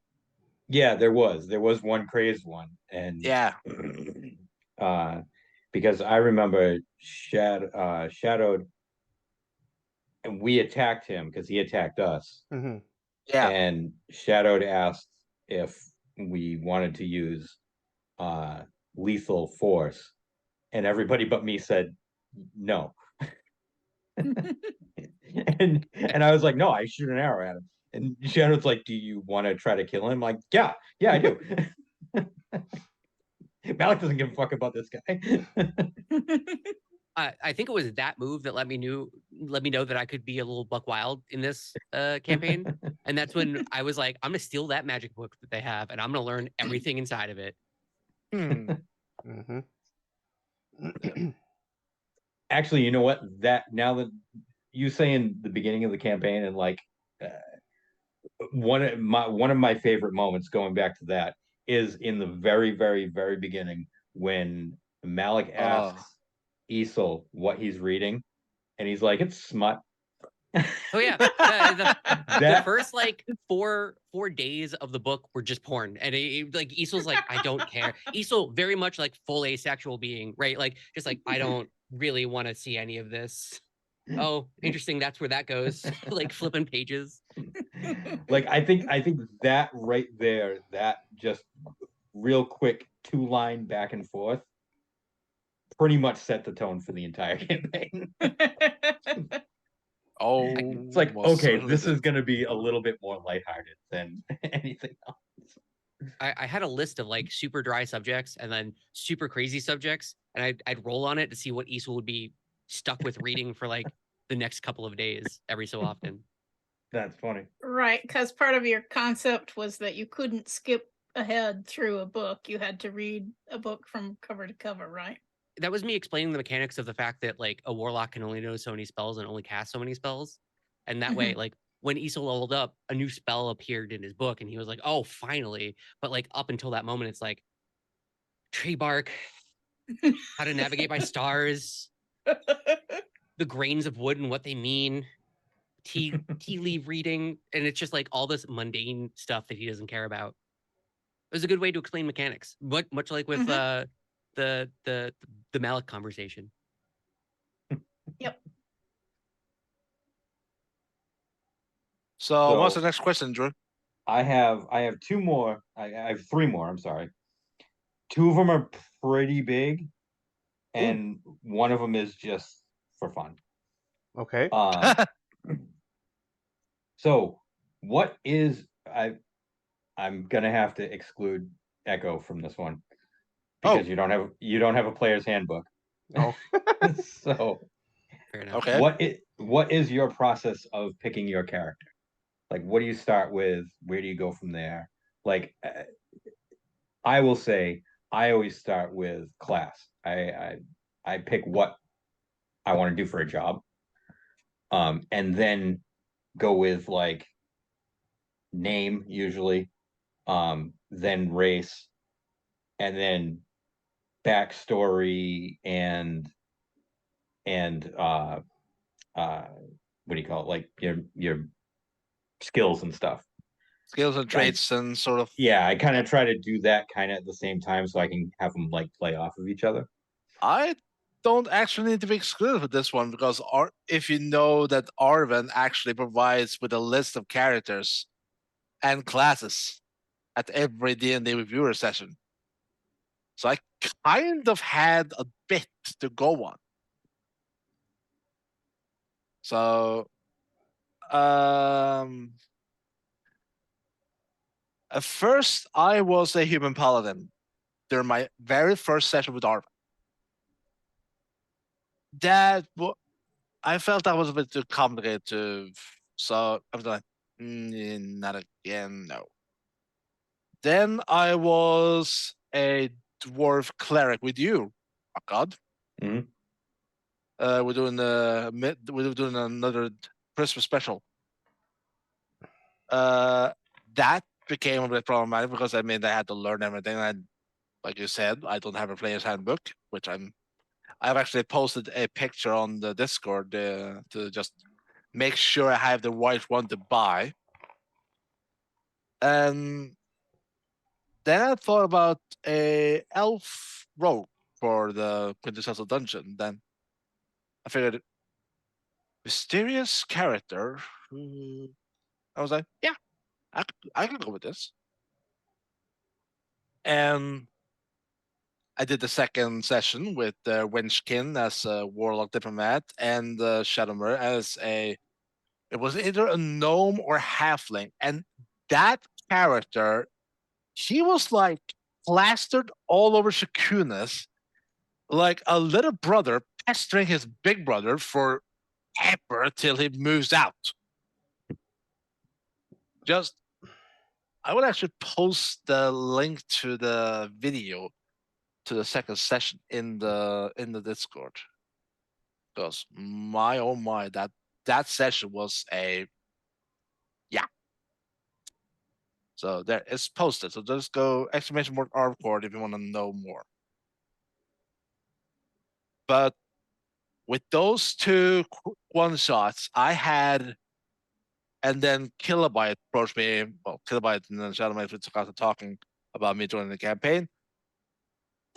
I got to think of a backstory in there, and as we kept on the sessions, I've tried to come up with new background, but I never actually got around to it. But our sessions just helped me to develop it more. So it's more essentially. It was more. Yep. My question is less about like this specific campaign and just kind of in general, like when you make a character. Well, that question will be figured out when Shadow Mage announces the next campaign. If we do one, all five of us together. So stay tuned.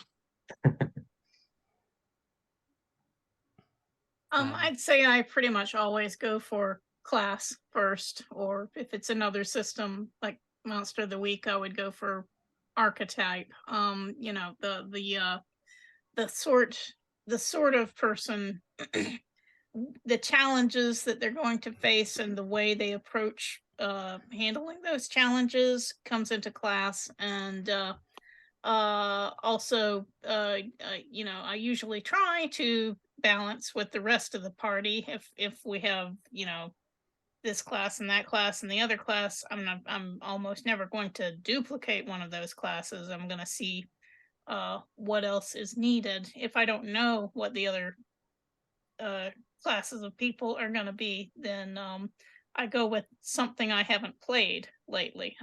So for instance, with the one shots that Arvin ran with the Skippy and Fanty crew, basically with Sean Duke and Prince Justin and me, I picked out of the list of pre-gens that were given. I had not played a fighter, just a simple fighter, almost ever. So that's why I went with the Battle Master halfling fighter in that campaign, was to do something different and learn more about it. So yeah, character class is always, just about always, the first thing that I go to, and then after that, usually race, because it's first in the character handbook, and figure out my skills and things. Um, uh, Often I would think of my backstory next, and then go with my skill picks and things. But yeah, it's yeah, and sometimes sometimes I come up with a huge elaborate backstory, and sometimes I don't. My battle master, I never really felt the need for a great big backstory for them, but in a Monster of the Week one shot that I played, I once I came up with this ridiculously elaborate backstory for my character, who was pretending to be a normal citizen who got dragged into this stuff, but actually she was a con artist who had picked the wrong target, who turned out to be a vampire, and that was why she was in on this stuff. Yipes. Nice. So it can be really interesting sometimes. I think when I start building a character, I think of a bad quirk first, and then I think, what does that character do? One of the characters that I've been toying around with recently, I was like, I want to make the best medic, and it was a rogue. It turned out to be a rogue. So I start with, what does the character do? Are they magic or not? And then it goes to class, and then it goes to, I start metagaming super hard. What race is going to be the best? How do I get the most min max out of all the stats? And then I pick one stat that is just going, like, I point by a stat to like 8, and I think, what is that going to mean for their overall character? And I let that start to inform more about their character as we go through, because I just like making characters. That's why I started DMing instead, because making a character and starting with like a good quirk, a bad quirk, and then the thing that motivates them to do the thing they do. Like for Isol, was, I just want to cast magic, but he is bad at life. So how does he can't read books? He's not very smart. How does he do that? And it was, well, you were just genetics. You won a genetic lottery, and you are a part celestial, and they care about you. So good luck. And now it's, what does that mean? So that's how I like to do it. I like to go like more super character driven instead of looking at class first, because I make too many characters. That's Yeah, and Shadowed, I mean, I know you DM'd here for this campaign, but you've played before, so what Yep. about you? I've actually done it a couple different ways, where like I think about like the type of like person with their background, and then build it out from there, where then like I kind of be like, okay, well, like if this person has like these kind of personality traits, then they'll go down this kind of like career path, or like that kind of stuff. And then like, so like I start with like the personality first, and then I go out to then be like, okay, so this kind of personality might be interesting, like if they were from like of this race, and then if they go into this class. But then I've also done it the other way, like the other way around, where it's like, okay, so like I specifically want to be, like this kind of like class or archetype, and then I build it backwards, kind of like from there, where and then like I get all of the background that then kind of like fits a character that has that path in life. And I think actually of the two, the second way is easier in my mind, just like from like how I can like conceptualize a character, um, at least in terms of like for playing in a campaign. The other way works a lot better if you want to like be able to tell a story or like write a story. Mhm. That's neat. Maybe my next character I'll do that.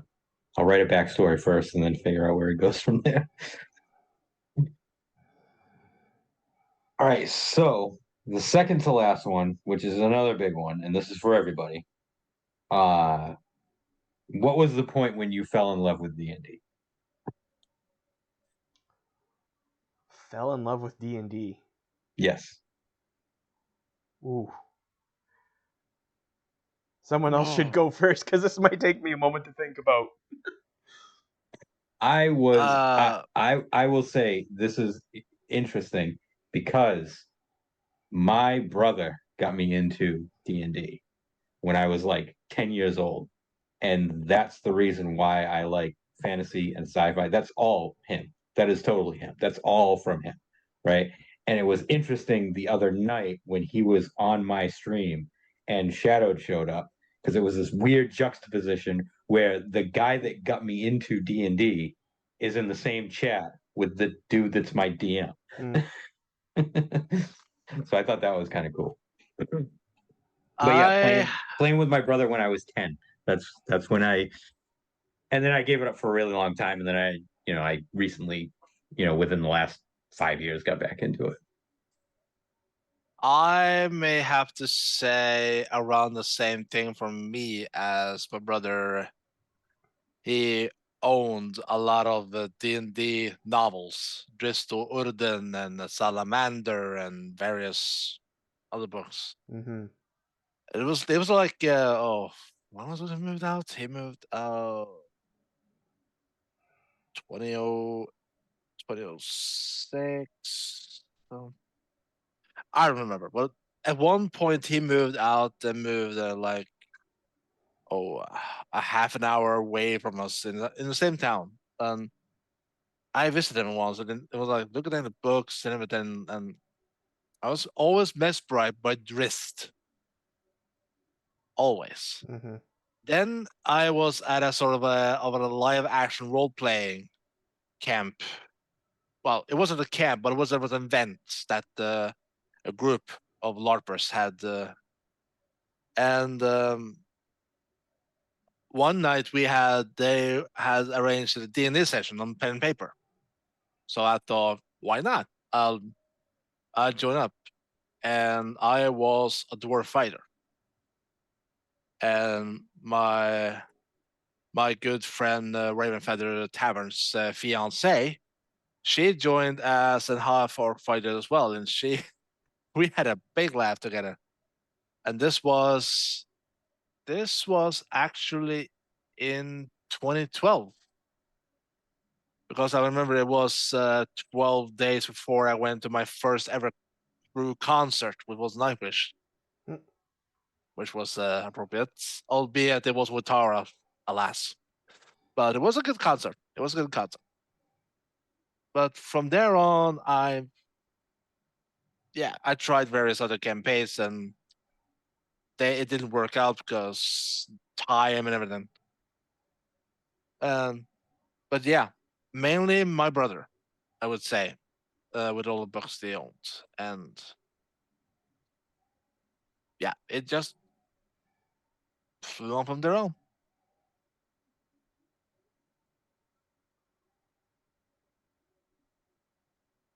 Hoodie or Triff? Any thoughts as to when you fell in love with D&D or? When did I fall in love? I started playing D&D in, I guess, seventh or eighth grade. A guy that my sister and I knew invited us to play with him, and this was the basic box set. It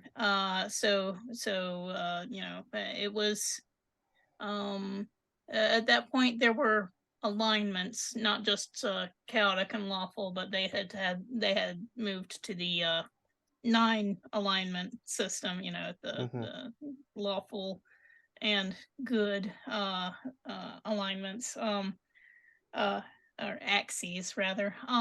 And we played a bit, and that was fun. And I tried DMing, and that was a disaster.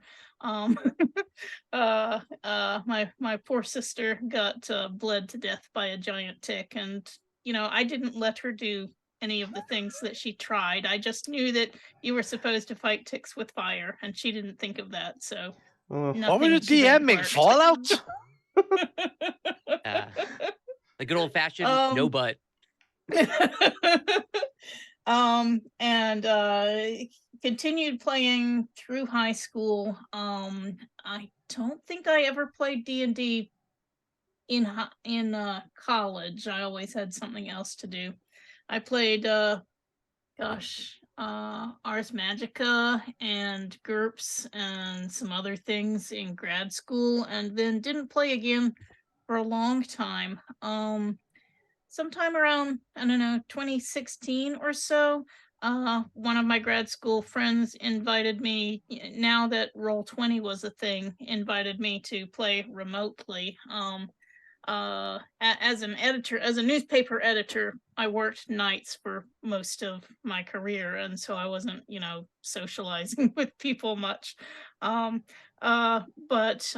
with the Roll20, I could play remotely with people, and so I got back into well, it was Pathfinder then, but into Pathfinder and D&D and role playing games in general. Actually, Drew has given me a very good opportunity to plug a book that I'm in called D20 or Die, Memories of Old School Role-Playing Games from Today's Grown-Up Kids. And I have an essay in that book, and it has essays by other people, including Keith DeCandido, Bob Freeman, John Simcoe, Glenn Howman, Forrest Helvey, some other, a few notables in the field, and other just regular civilians like me sharing their memories. But all with essays of memories of getting into D&D, and so if you're interested, check it out. But as to when I loved it, when I fell in love,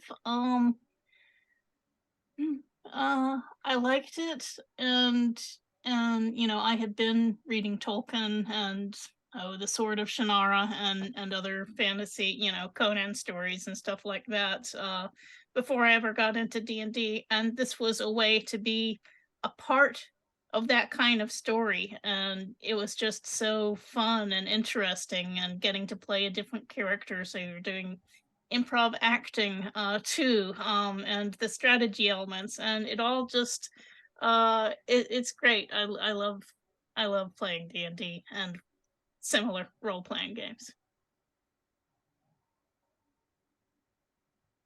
I've been hard at work trying to think. Well, do you need a little bit longer to think? Because I think I've No, figured out my I think answer. I have a pretty concise pinpoint, I think. We did D&D on stream. It was just going to be a Halloween thing that we did the first part of Curse of Strahd, that Death House. I started doing research for it because that's what I was the organized person. So I did a bunch of research, and I started listening to. I didn't know anything about D&D. I didn't know rules. I didn't know anything at all. I started listening to Harmontown D&D, which is a wild throwback. And I listened to all of that. That was my introduction into D&D. And then I tried listening to Critical Role, and I hated it. I hated Matt Mercer initially, which is weird. And then it was, I don't know, I just kind of started falling down that hole. The more we played, the more I was like, let's keep doing this. And it was weird because it was work, and then it wasn't. Like a switch flicked. And then I don't, it's like everything was a blur. I memorized the PHB back to front, and then all of a sudden that was it. Like, I was listening to podcasts. I was watching Critical Role every Thursday. I was watching every Dimension 20 that's ever come out. I'm watching like so many things, listening to so many podcasts, and that's like, so it was a thing that we were just going to do for fun that cascaded indefinitely into my life.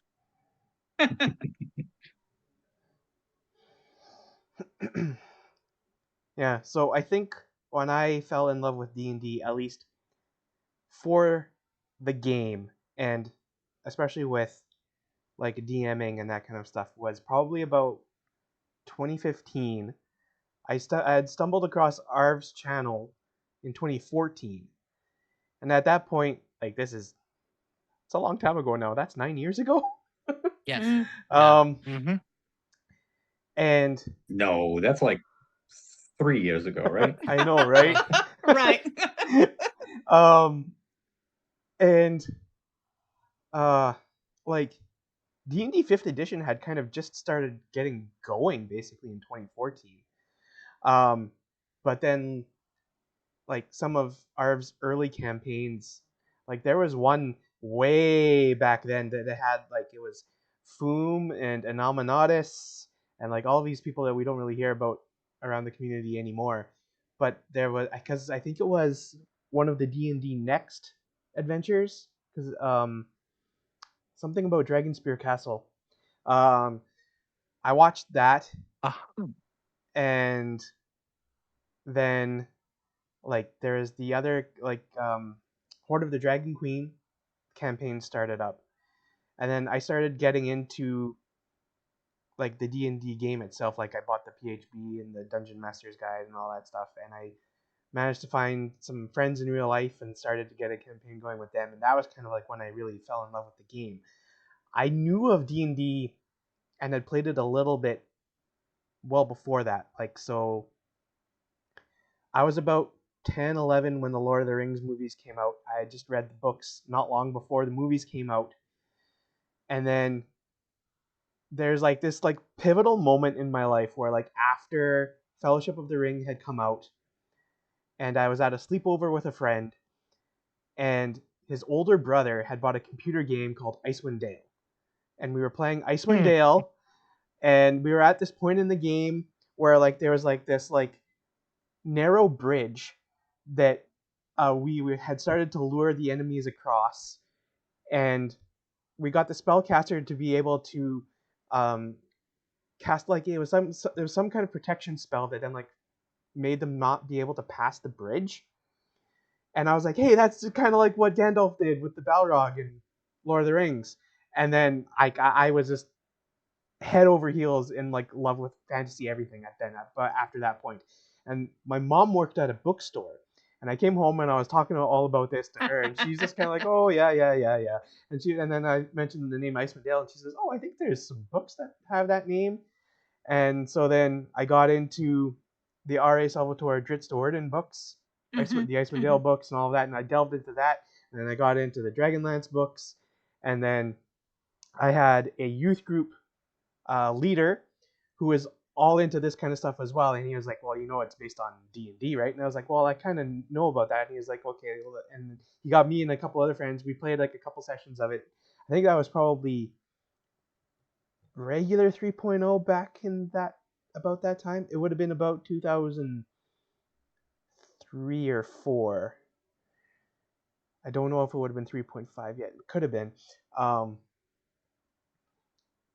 And like in the interim, after like that period of my life up until like 2015ish, I tried like a session of Pathfinder and stuff. But when I still would say that like when I truly fell in love with D&D, the game, was when I started DMing a session for some real life friends after I had seen it on Arv's channel.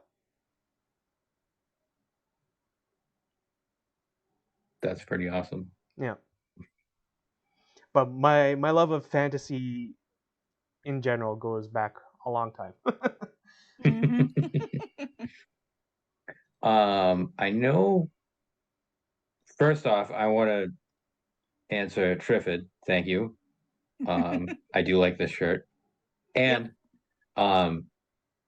just to let you know, I have a ton of these. I have this one. And they're all different, like fake companies from different movies. So I have this one. I have a Tyrell Replicants one. I have a Skynet one. What else? Planet Express is one of them from Futurama. I have Umbrella Incorporated one. Mhm. I have Aperture Industry, so I have like a shit ton of them. Yeah, But I my know sister gets all these shirts from various corporations that she's Mhm. worked for, and then she'll get like a Wayland Yutani patch or something and sew it over on top of. That's awesome. Yeah. I don't work for X company anymore. But I know Prince Justin had a question about Yeah. if your character could visit a different D&D world or plane, what one would it be and why?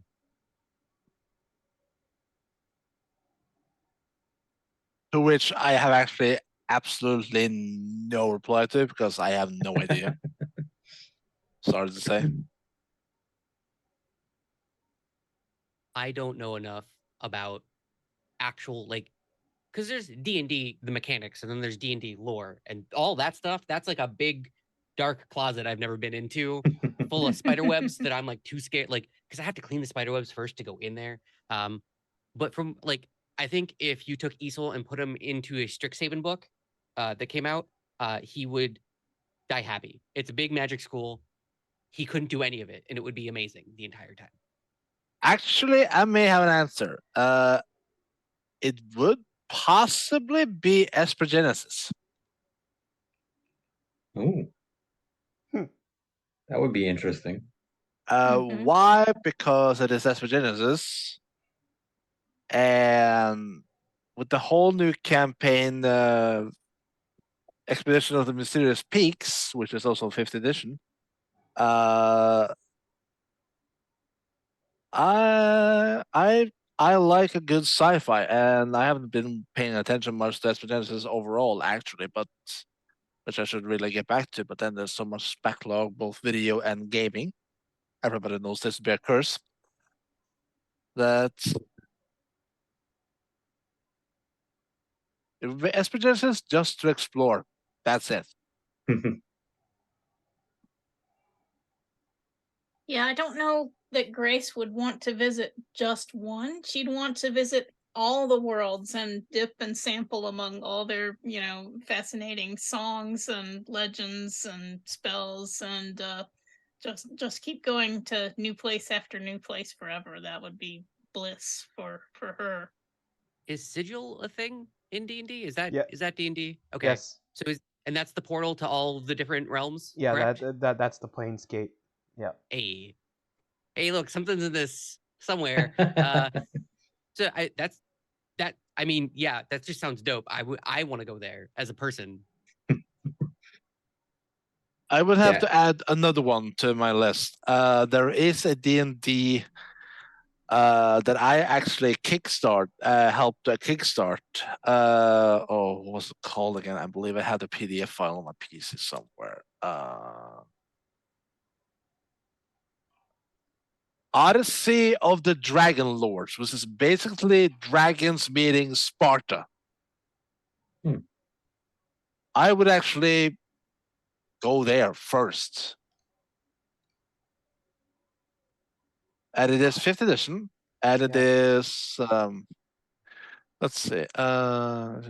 Odyssey of the Dragon Lords was actually one of the things I was looking at for a potential campaign too. Oh, no kidding. Yeah. Follow me, intrigued and interested. But that's not the one that I've decided to try and maybe research more into. So, Okay. which we'll talk about maybe shortly. And thank you, Vince Justin, for the link in the Discord, in the chat. Thank you. And I would say Malik would go to Eberron. Absolutely, just because of the connection to the Traveler. Mm-hmm. Oh God, oh Lord. Yeah, he'd go want to see where that guy's from. Yeah, I thought about Eberron for Isol because it's magic with machines, which is like a shortcut to magic.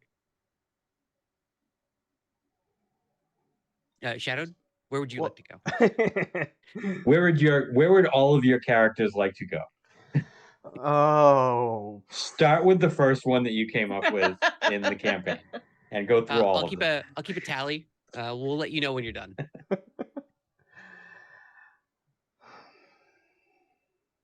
Few hundred pages later, Yeah, no. few thousand pages later, an eon later.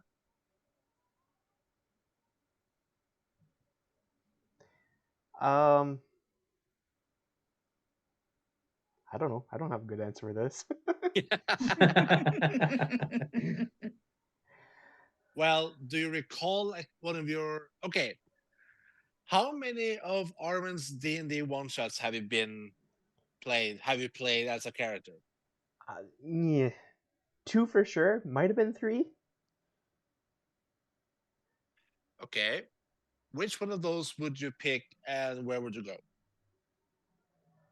Yeah, the one that I've always kind of wanted to get back to. There was one that was involving something to do. I was playing like some kind of Dragonborn character, and I just kind of decided that this character really had something against Fae. And then it turned out that like the big bad of this one shot was actually like a hag. And so then I was like, ha! And I would like to get back to that character and go on an adventure in the Feywild. That would be sweet. Just miserable the entire time. Yeah. Since you mentioned Dragonborn, that's a question for us to think about. What would happen if we had a Dragonborn in our party and we slayed the dragon and we had the Dragonade to figure out what to do with? Yeah, that would definitely complicate things. I do have, because I know, Shadow, you want to move on to maybe what's down the road. Sure. I do have one final question. Yeah, go for it. And this one might be the most important one out of all. This is the for fun one.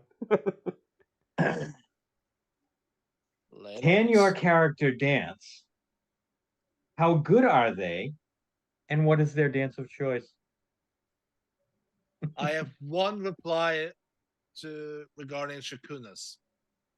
No. Well, he does the dance of death. Hey. Oh, look at that. Well, since you mentioned the dance of death, the one time when we were back in the temple, when we were trying to get out, we had to kill all those orcs that were coming in. Yep. Shakunas had killed so many that manifestations of his very gruesome past had surfaced, and he nearly became rampant. As if all the blood on the ground, the walls, whatever, had like coated him from head to toe, as if the really evil had come alive. But he danced with it, and he came out on top. It's incredibly ominous. Yeah, right. So, can Isol dance? 100% yes is the answer. He is great at popping and locking, and you would have to drag him through hell and back to get him to do it. It's one of those things of like, one trying to fit in with 1,000 different, churches, 1,000 different people, having to meet all new people all the time. Isol learned a skill that would melt barriers very quickly because he's not very good as a talker. So he learned how to dance laboriously over like several years, and it's something he's very good at and will never show anyone. That's amazing. I love it. Yeah. That is great.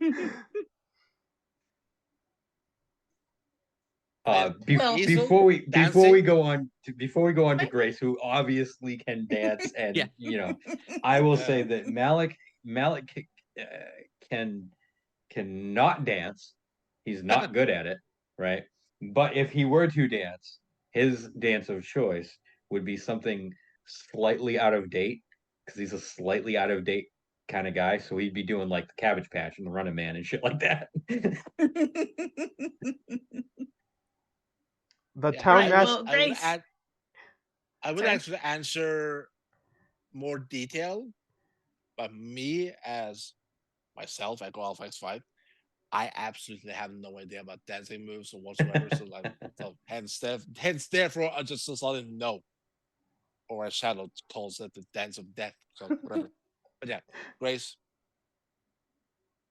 Right. Well, Well, Grace went to Bard School, Fachluchen, and obviously dance would have been part of the curriculum there.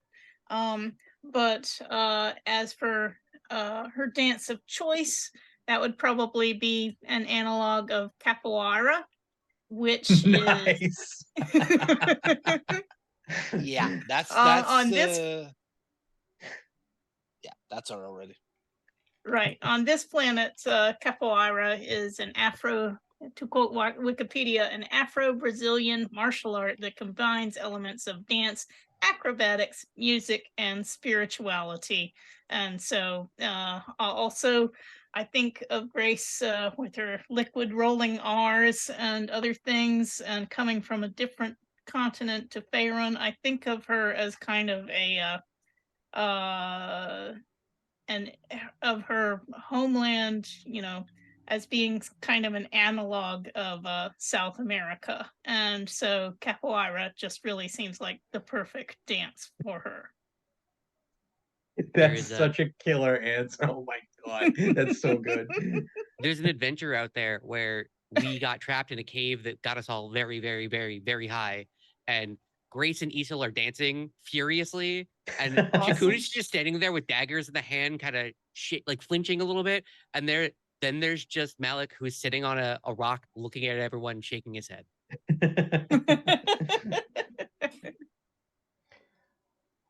Okay, for anybody who plays Tekken, just fire it up, play Eddie Gordo or Christine Monteiro, and then you have then you have Grace. Period.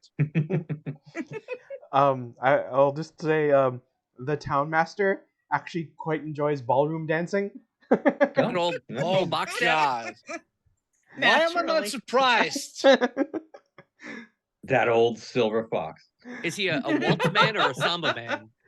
Oh, probably a waltz. Probably a waltz, yeah. Waltz. Yeah. Yeah. It's like one of those very sleazeball English social like bastards. I love the idea of him being into like super spicy samba dancing though. Like that super lustful, sensual one. And we see him do it and it's just like, what is happening? It's like, hey, do you find him like actually attractive right now? That's weird, right? Oh, that would like be like his Steve Urkel moment. Yeah, into Stefan. Oh, for sure. Right, yeah. Oh yeah, yeah. Adabra maybe knows how to two-step. Oh yeah? Nice. Oh yeah, come on. That woman probably knows so much more than she lets on. I think Falcon probably doesn't dance. Only if horses know how to dance or something. I have no idea. Oh, the centaur? Yeah, but like I don't know, centaurs, horses, what the fuck ever, but like no, the centaur does that dressage shit. Right. Like the Lipizzaner's trained to dance to classical music. Right.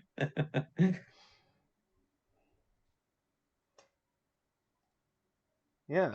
Back to you, Shadowed. Yes, well, thank you everyone for indulging my post-mortem session.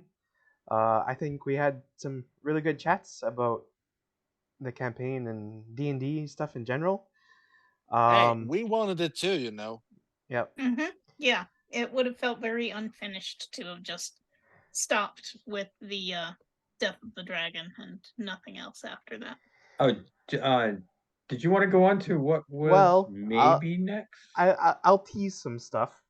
I have started researching, and I already did research into some options for what I would maybe want to run for a second campaign. And I have decided that I would like to do, at least first, that there will be Waterdeep Adventures, which is a series just kind of about 2 or 3 kind of more one-shot type of adventures set in the city of Waterdeep that then is the prelude into going into Dungeon of the Mad Mage, which is an official. Why have I heard that before? Yeah, it's an official adventure from Wizards of the Coast. And Yeah, but I believe I watched it live someplace too. could be. I'm sure. Arvin, maybe? No, Yeah, it's a pretty famous one. no, I don't think Arv has done this one. What, Mad Mage? No, No, he yeah. didn't do Mad Mage. Yeah. Because I wanted to make sure I picked one that Arv hasn't done. But the concept of Dungeon of the Mad Mage is that there is this gigantic underground dungeon or fortress near the city of Waterdeep from like 1,000 years ago that was built by this very long-lived, possibly immortal wizard. And it's this mega dungeon, and it's meant to run you from about level 5 to 20, depending on the campaign. Nice. And yeah, it has like 15 to 20 levels of like depth to the dungeon. So it's like a Nakatomi Plaza just below. Yeah, below. But like part of it is that always that like you kind of like go down to the next level and like you explore some of it or most of it, and then like you'll eventually have to go back up out and go back into the Sea of Waterdeep to like rest and restock, and then you go back down and you continue more. Oh my god, that just sounds amazing. Which I thought would be an interesting kind of campaign that at least speaks to like the kind of campaign that I know that I would like to play in. I don't know about any of the rest of you. I talked a little bit to Hoodie about it because I wanted to pick his brain on some campaign ideas, and he's a fellow DM. Yeah, your DM conspiracy right there. Yeah. I But told him to kill all of us instantly.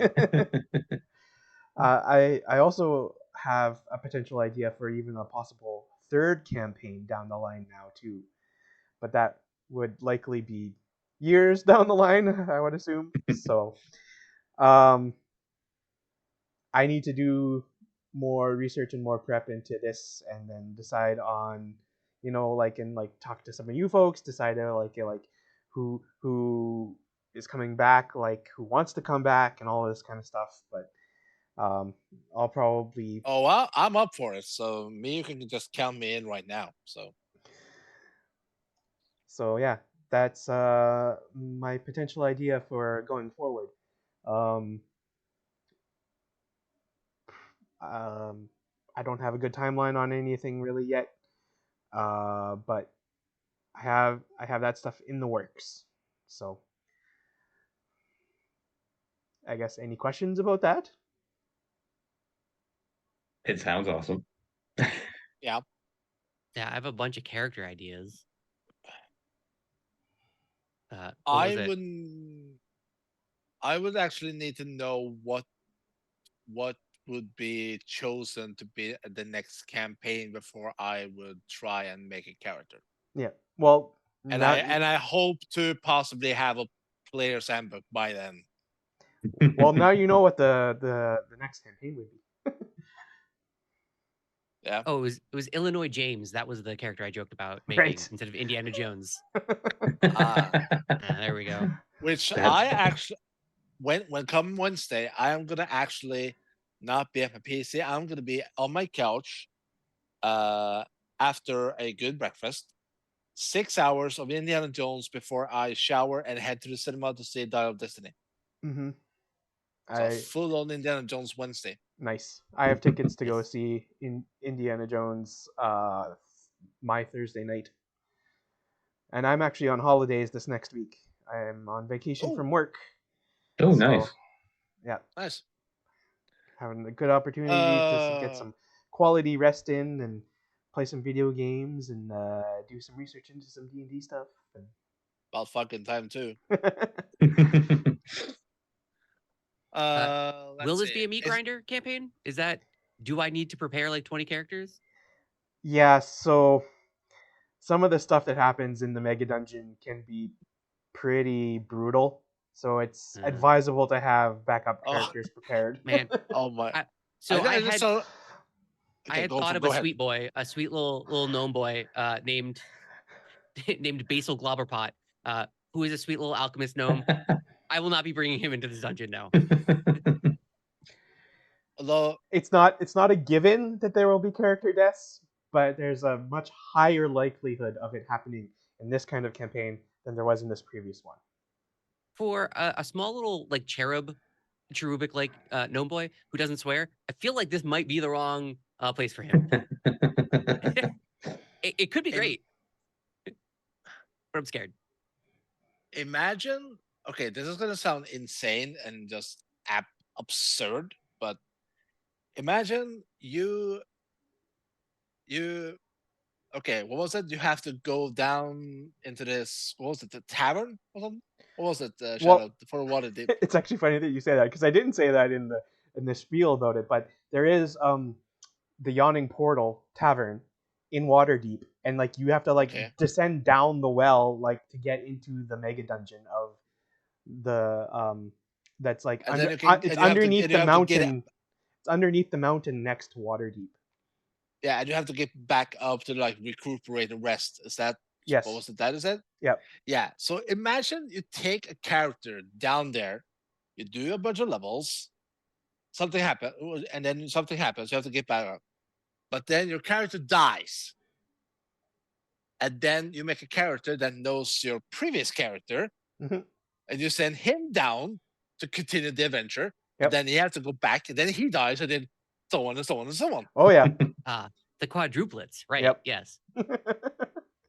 Like you have to role play several characters just because the whole dungeon is like a one giant meat grinder. hmm Like a fun thought. And the other thing is that like down there amongst the many different levels, there's actually like societies that have sprung up, and even like Drow from like the Underdark that like part of it like eventually connects onto the mega dungeon, and like they come in and like there's like Drow settlements among some of the levels too. Suddenly I'm drawn back to Assassin's Creed Revelations. Oh my god.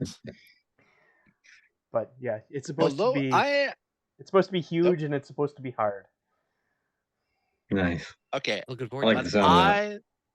Lots of puzzles, now lots have of a- loot. I now have a question for you, Shadow. I Yep. actually have two questions. One.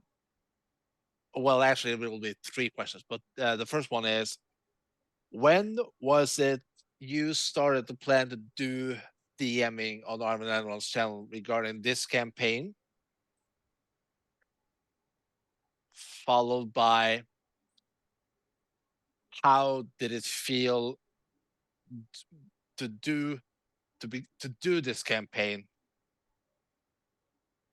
as a DM on a live channel? Mm-hmm. So this campaign would have started. When was that? It was We started 2020. yeah, it was like right at the start of the year 2020. So Yep. I had started planning this stuff. It would have been summer into fall 2019. Because I Okay. know during that year there was stuff that Arvin was talking about, like with trying to grow the channel or trying to feature more content on the channel. At which point, like my ears immediately started burning, and I was like, I have an idea of running some kind of D&D campaign with people from the chat or like some of my streamer friends. Ding, ding, ding. Hello, Hoodie. That's me. Just to try and like get like some kind of this other content that Arv wanted on the channel. I was like, this would be the perfect opportunity, and I knew that there would be people like in the community, Kilobyte, Rest of Soul, being one of them, Echo, you being another, that would love to jump at the chance to play in such a campaign. So that answers your first question as to like when I first started thinking about it. Yep. About running it itself. I actually had a lot of stress relating to it to begin with, but then as it started to go on, and I started to become more comfortable with it, to the point like especially like once we were able to come back and do our final session, like I had no stress related to it whatsoever. I finally reached the point where I was like, okay, like I kind of understand like all of our vibes and like how everyone gels, and you know, still occasionally there's some of the tech issues, and now I'm seeing that Triff needs to go, so we should probably wrap things up. Would you say that, considering we started 2020, we started when the COVID pandemic began, Yep. would you say doing all this while at home helped you a bit It was in a mentally way? it definitely gave me something else to stress about at the time. Okay. It's important. It's an important thing. Rather than the That's outside funny. world, I was stressing about an imaginary world. I would actually ask probably a few more questions, but I guess Triffid wants us to just wrap it up here. But Well, y'all can keep talking. I just need to go because my my sister and our guests this weekend have been very patient and quiet, and I had thought this would be 2 hours. I only thought it would be. We've had, it's great that we've had so much to talk about. But I need to respect the people that I'm Sure. with. So. Of course, of course. For sure. And not tell them they have to be quiet all night forever. I just got one question for you, Triffid. What room are you in? Is it like an attic? I'm in the basement actually. So you're looking at the roof being, the beams for the floor above us. And there are shelves and things in the back. So yeah, the basement has the direct Ethernet connection, and so it's always a reliable signal. So it's the best place for me to game from. All right. Fastest point in the house. Yes. So, Triffid, do you want to like maybe have some stuff you want to plug, and anything else that you want to like do an outro for yourself? Well, I put a link earlier in the chat to the book that I have an essay in, and the Stargate SG Fun podcast that I'm in that was on hiatus. It was on hiatus for quite a long time, but we've started recording new episodes about season 3 of the original Stargate SG1 series, and also I'm working on editing an actual play session of the Stargate role-playing game that we played together. So that will be out later this year. I need more intel on this. And I need to send this to a friend of mine who is an extraordinary SG fan as well. So let's see the just send it on the Discord. Okay, right. The Stargate SG1 role-playing game. Big book. I'm in a campaign. It's SG1. Yes. Stargate. Don't make me go on the rant now. And y'all can follow me on the socials. What's the word now? .blogspot.com does have links somewhere to my social identities on Twitter and Blue Sky and Mastodon, and I tend to announce on all the things I'm on whenever a new podcast comes out. So y'all can follow there to see more about the Stargate stuff and whatever else I'm up to. And of course, I'm always active on the Discord, on Arvin's Discord and other Discords. So, Shadowed, I want to thank you for running this campaign. It's been great fun. And Hoodie, Drew, Echo Alpha, it's been great playing with you. Really, really enjoyed this campaign, and I'm so glad we got a chance to. Here's our next campaign if it happens. Right. Here's to the next one. Yep. Okay, thanks so much, and I'm going to get going now. All right. But of course, y'all can keep talking. Thank you for joining us. Later. Send our regards to the folks. Let's see. Will it mess up your screens if I? It guess will. it'll- Don't worry about it. Okay. I'll deal with it. All right. Thank you, everybody. Take care. Thank you, Bye-bye. Driven. Total Bye. pip. And people, we're not done yet. We have much more to talk about. Yeah, there it goes. All right. So Oh yeah, that's beautiful. Look at that. Look at that mess. Oh, it looks like a slide puzzle. That's great. That's great. I like it. Oh yeah. I am not even watching the stream, but I know how it looks. So yeah. It looks different than usual. It's not just in the wrong places. There's like, Actually, considering he made it for the sessions, I have to check it out. So yeah. oh, it's nice. It's like a wood grain background. It's very clean. that's actually an asset I got from Hoodie. It's me. I made that. Yeah. Oh, no shit. Yeah, Nice. he actually made most of the overlay stuff. When Sweet. when it was, what is it? The escape from the mountain thing. I recognized that name because I made assets for Arvin about it too, and I was like, oh, Mysterious Peak. I was like, oh, what do I know that? And I was like, oh, or I stared at that word for like 40 hours.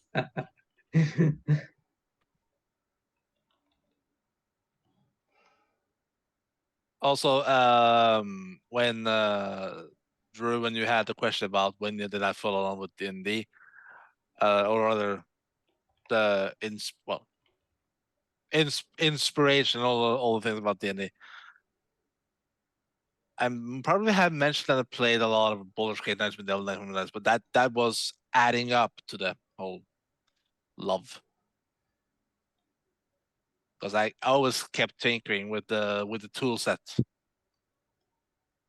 And even in high school, my 30 in high school, we had a project. We had to learn scripting using the tool set,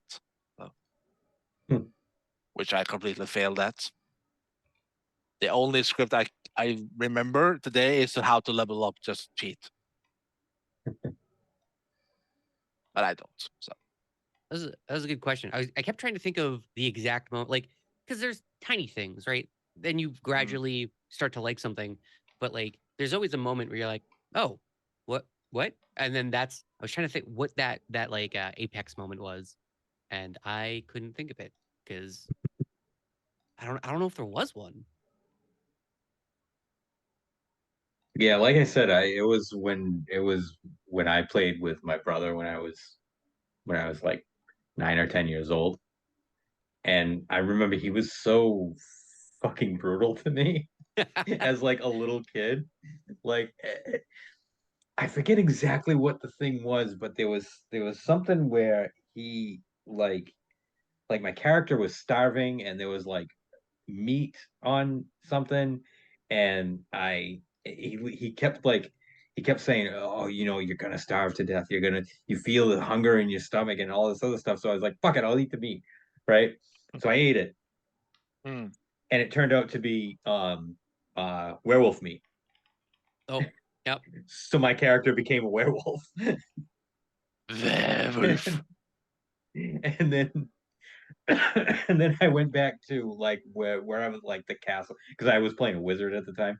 I went back to the castle to go see like my mentor, right? And that's the first time that I wolfed out and I killed my own mentor.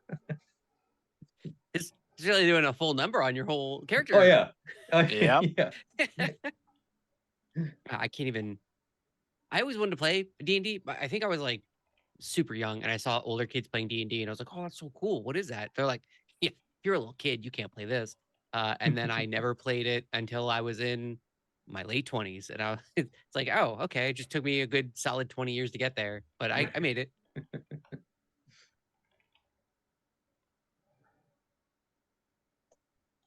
I see that Shadowed almost has the things back. So what I'm gonna do is I'm gonna go grab more of a drink. All right. Okay. Waterdeep Adventures. I know. No, probably not. I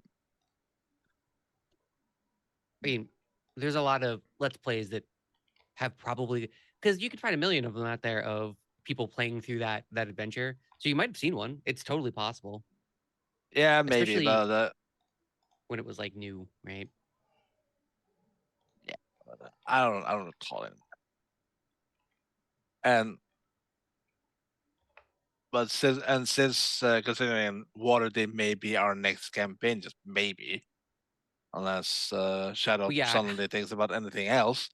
I wouldn't go looking now. I guess that's the. Oh no! Hell no! No! I'm not gonna. I'm just thinking of a character. But I'm Oh, not. yeah. I'm not gonna become. I'm not gonna be Shakunas again. No. It's gonna be a new character. That's for damn sure.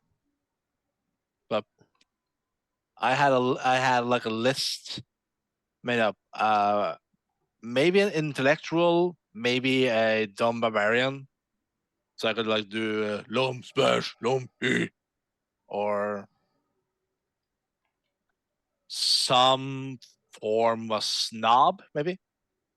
I can't recommend the dumb barbarian enough. I made a barbarian called in Berserk, the manga. There is a character named Mazgu who is a priest who gets all like muscly and he gets mad. So I made him as a zealot barbarian, and I just had him yell the entire time because that's all he does in Berserk. And it was the best time. I yelled the entire time. I spoke in very simple sentences. It was great. Can't recommend it enough. Yeah. Also, Shadow, where did you came from with the rogue assassin? Because for me, it's like rogue, or it's like rogue or yeah. Sorry, say that again.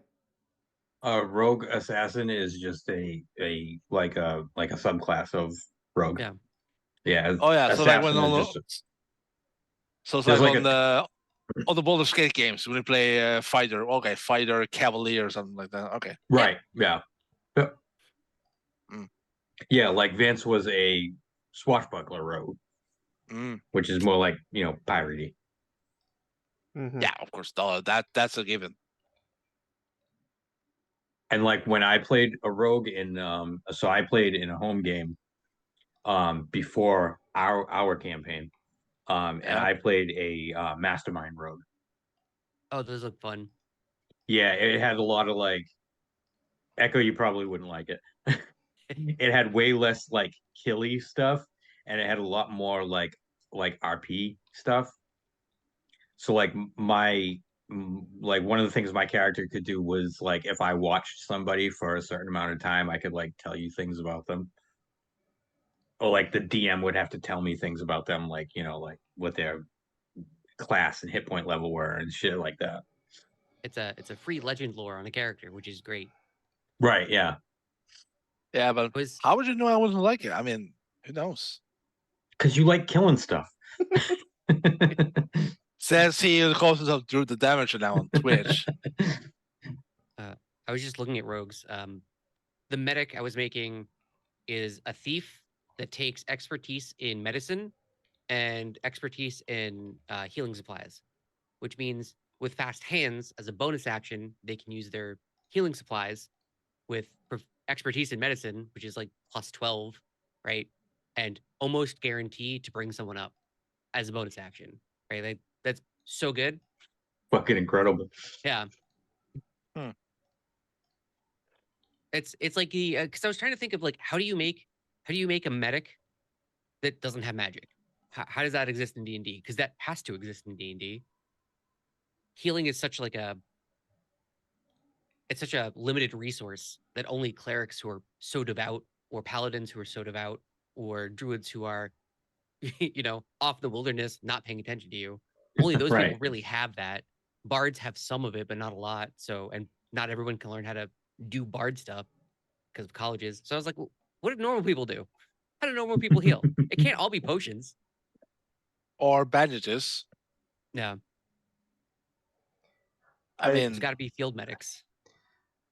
Yeah, but it can't be potions all the freaking time. It has to be some bandages.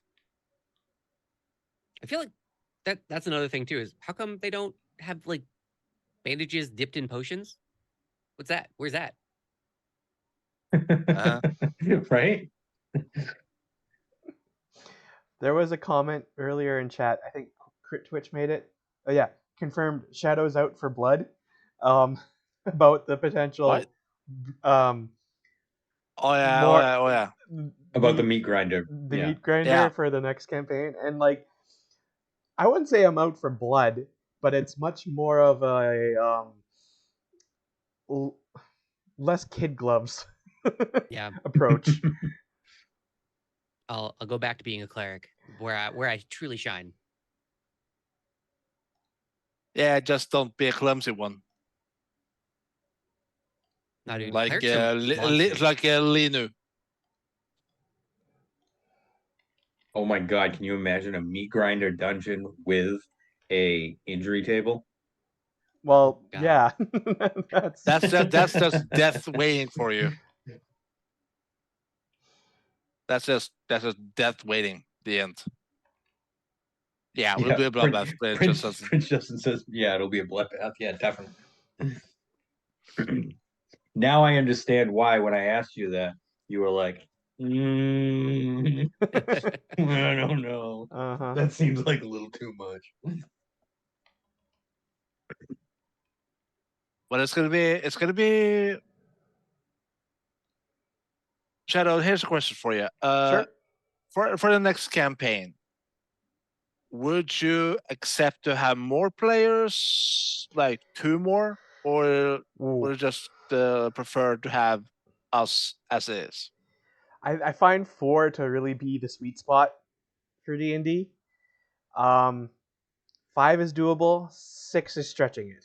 6 is a lot. I Yeah. did 6 with the start of I my. did an IRL campaign Oh. where I had 7 players.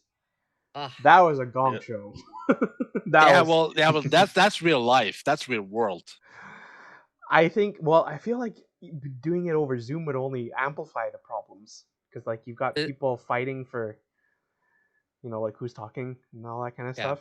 Whereas The it's a sweet lot. spot is 4. Yeah, it really is. The 4 is really is the sweet spot. Because I've been talking with the Wenchkin about him possibly joining too, if there will be an opening, or if my good friend Raven could join us. Okay. But that's just in case any of you drop out. So Yeah. I'm good with the party as is. I am. Don't get me wrong. I am. So I'm just keeping the options open. Mm-hmm. Because my Raven, he is a DM himself, actually. And he's been with a group calling themselves the Quest Gaming Network. DM there is called Everwin. I might be pronouncing it wrong, but yeah. They had a bit of D&D ongoing on stream, but that just went. So it's since he's just been doing a lot of DM on the silent, so on the Discord and everything. So, but I would feel he would probably enjoy doing D&D with us. Just saying.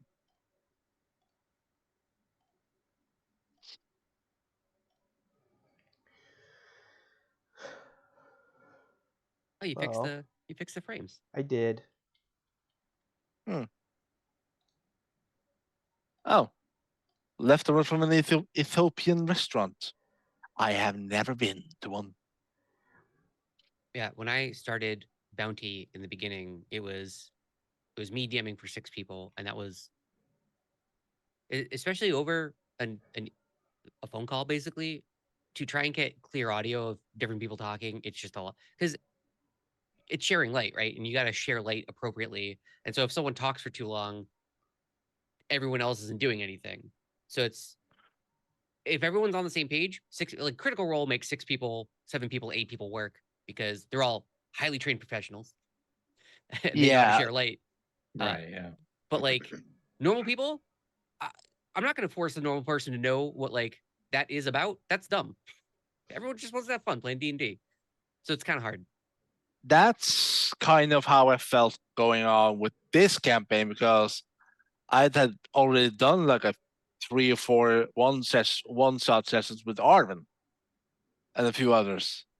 This was completely new with you, Shadow, as a DM. Yeah. I didn't know you at all. But like, I only know you from our interactions on the chat, and the DMs about the campaign. That's it. Well, this one was a lot more role play too, because like it's tough to like kind of flesh out a backstory and like relationships with different characters in a one shot. Yeah, You for know. sure. Yeah, Like that. and it became one shot when we lost Kilobyte too, kind of, because he was only there on the premiere, and we saw him in person too, which was pretty special because all of his own streams he had never shown his face, not once. Hmm. And it was only during the premiere he had shown his face. I did not know that. Yeah, so it was kind of special. But hey, we're here 3 years later. Yeah. And I feel like this is a good this has been a good campaign for me to like get into it, to learn, and to make a list of D&D books to buy. And that's every D&D campaign. Mhm. It's so weird because when I was younger, I skateboarded a lot, like a lot, and I would do. Oh the yeah, Tony very- Hawk. The very hyper focused thing of if you can't land a trick, you do it until you land it, and then you do it again for safety. Right? It's muscle memory. So that's my retention loop is doing something until I know it. That's how I've done all of my digital art. That's how I do all of my work in general. You can't do that with DMing. It doesn't work. You have to do it right the first time. And then if you don't, you have to think about what you didn't like and then write it down in notes and then try to fix it the next time without slipping into your old habits. And it's provided such an interesting feedback loop in my life of just trying to like not fall down the same holes. It's been very fun. It's so weird to think that like the 3 years ago when we started was like an eternity for DMing for me. I see Shadow giving a very agreeable nod. Well, I feel like the biggest thing that I had to learn about DMing was like, don't try to prepare too much and learn how to like just roll with things and like how to improvise. Yeah. The like I want to say it was like the 4th or 5th session of my campaign that I started. They're bounty hunters. I put a bounty hunting board and I forgot to fill it out. So I just said, I just started rambling off stuff. And then the last thing I said was, there's bounty out. They found a horse cut in half. And that was it. That's it. That I said the magic words. They were immediately like, what do you mean? And I was like, they found a horse cut in half? Like, was it horizontal or vertical? I'm like, it was vertical. And then that was like, we were on. And it became this whole thing of like, well, how do I explain this? And it made me develop a whole system. And now it's like the driving force behind my campaign. And it's made me think and flesh out all the gods and how they exist. And so this whole campaign, we're about to have a huge climactic, like mid route finish of like the world blowing up essentially. And it all started with the horse getting cut in half. And it's like, yeah, the players did that. I had nothing to do with any of that. Yeah. Well, it's part of why I like running like the official modules is because it cuts down on my personal prep time a lot, is because like I can just kind of like read the section for what's upcoming and be like, okay, I envy that. and then I can just like make like kind of like quick jot notes based on that, and then like I can add in any homebrew flavor I want to that. And but then it's just a lot of like, okay, from that, then learn how to improvise whatever, because like the players are gonna be players that they'll want to do things that you didn't think of. Yeah. I wrote that was kind of like when I learned that we're gonna do a bit of a homebrewing on the side along with the official campaign. I was like, okay, is this gonna suddenly turn into 3rd edition or something, or what? And no, it's just gonna add more, as you just said, flavor. And I'm like, okay, because I love 5th edition because it is easy to learn and is pretty much for the newcomer and everything. And like I said earlier, Forgotten Realms is my passion because Baldur's Gate and Advanced Night with Dale. So it's like I don't want to mess up that epicness, but Yeah. with all the additions you added, it only made it more enjoyable. Oh, well, thank you. So just as long as it doesn't mess up with proper stats of a creature NPC or like it don't change. Oh my god, how should I say it? Like the basic Don't- mechanics. Yeah, you don't bend it out of the edition into something else. Like No. try and keep it Yeah. within it. Yeah, like so like I think I might have mentioned that like I had to figure out how to homebrew to make the dragon at the end stronger because I knew that I wanted that for that final fight, and so that I came up like I other people had done something really similar actually for their Dragon of Icespire Peak campaign, so I took some of their ideas of how to make this adolescent white dragon versus a young or an adult and put it at this kind of middle stage. Yeah. Oh, that was all you. That wasn't the module. Yeah, so like the module as written has it just being like a young white dragon, and you would have steamrolled it. Absolutely clobbered that thing. Yeah. Yep. So then like being it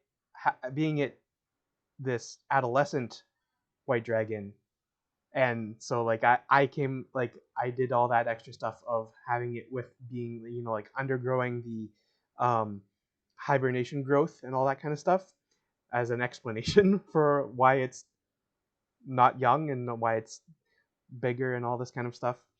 And so like and then that adds in like the legendary resistance and the legendary action, and has like these spells that it actually didn't get to use because of the slow spell and this kind of stuff.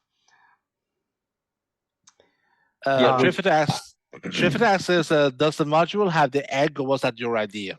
That was also another thing that I added in that wasn't in the module as written, and it was kind of like I kind of stole it from someone else's post on Reddit, where it was like, "Hey, what are these ideas of like how can you improve the adventure as it was written because it's a bit bare bones," and so like adding in an extra depth to it.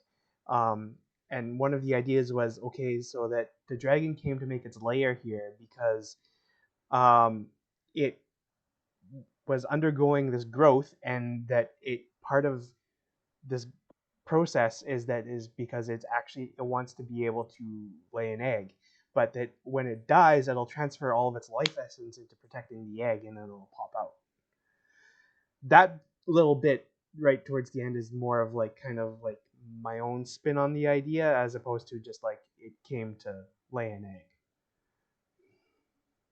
I feel like that's the best part though, is you get to look at all of the stuff and you get to decide, well, what is going to work for the players in this moment at this time.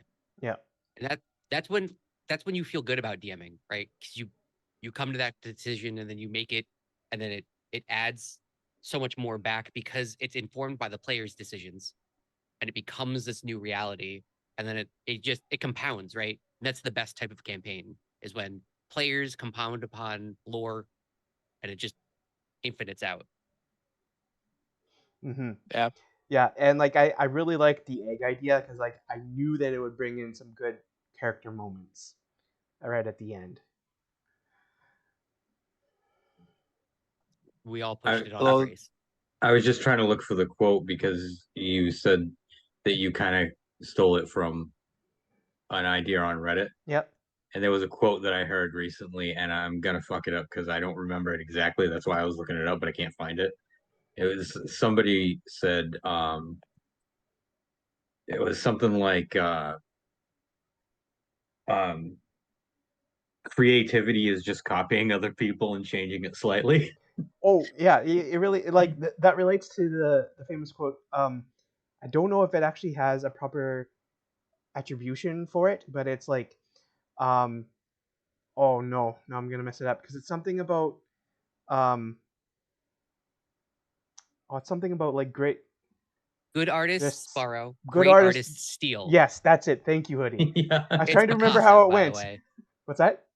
It's Picasso. It gets attributed to Picasso. Okay, Yeah. I thought it got attributed to like a famous painter, but I wasn't positive on that. So Yeah, I lift any mechanic I think is fun, and I try to shove it into my campaign yep. very quickly. Yep. There's lots of good stuff out on the internet of like DMs who have like posted like onto blogs, onto Reddit, and all this kind of stuff. And it's like so much of that being out there, it's like DMs who don't research that stuff are doing themselves a disservice. But yeah. Because there's so many people. You can only think inside of your own brain. You can never think outside of your own brain ever. It's not possible. So like I would have never thought of anything remotely close to the vestiges of Divergence. Just that would have never come up for me. I would have been like, I want cooler magic items, and then that would have been it. Yeah. I would have never thought of like the different planes or realities. I would have never. None of it would have entered my brain because I don't read a lot because I literally can't. So it's you got to go out there and you just got to like just devour as much as humanly possible, like a Pac-Man, like a DM Pac-Man. Mm-hmm. Yeah. I don't read that much because I literally can't. I know that's not supposed to be funny, but it's Listen, I'm pretty lax about the fact that I'm blind. We, right. I make a lot of jokes. We crack wise here. Recently, I had a family member offered to show up at a town hall meeting, and I was like, "Hey, let them know I'm disabled. I'll come for $200. I'll show up with the blind cane and the sunglasses, just like fully background character. Pay me that 200, that crisp 200. I'll be in. I'll be out. I have long hair, so I can wear earbuds. It'll be great." Right.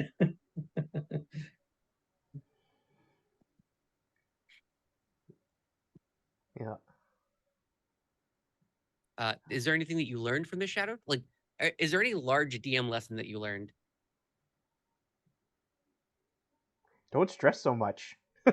Yeah, Is really it. Like I mean, I feel like that's a like pretty good one. especially in like kind of like the first like 10 or 15 episodes of the campaign, I was almost like to the point of like having panic attacks like earlier in the day of. But like eventually I started to realize like no, it's just whatever happens will happen. Just roll with it. I need to learn how to roll with it. Because like I was always kind of like worrying that I had never done enough prep, and then I started to realize that's just kind of the nature of being a DM is you never feel like you've done enough prep, but also the whole fact is that like both as Hardy and I have agreed upon earlier that like you just need to learn how to be able to improvise, and like it's really almost more about the improvisation and learning how to do some of that like rolling with the punches and like role playing the NPCs than it is to like try and like map out all of the different possibilities of how things can go. When I first started, I have a notebook over there that I filled all the way with prep material. I used that notebook once, and then I realized that there was no because someone would say something. I'd be like, "Hold on, let me get that NPC," and you just start flipping through the notebook, and it's like it's just not going to work like that. Mm-hmm. It's such a good lesson. So yeah, Echo, Drew, it's your turn to DM now. You got to pick. You gotta find groups. You got to start DMing. Yep. I don't know if I told you. I know I told you the guy's story, but I don't know if I told it on stream or not. It might have been when we were just chatting back and forth after one of the episodes one time.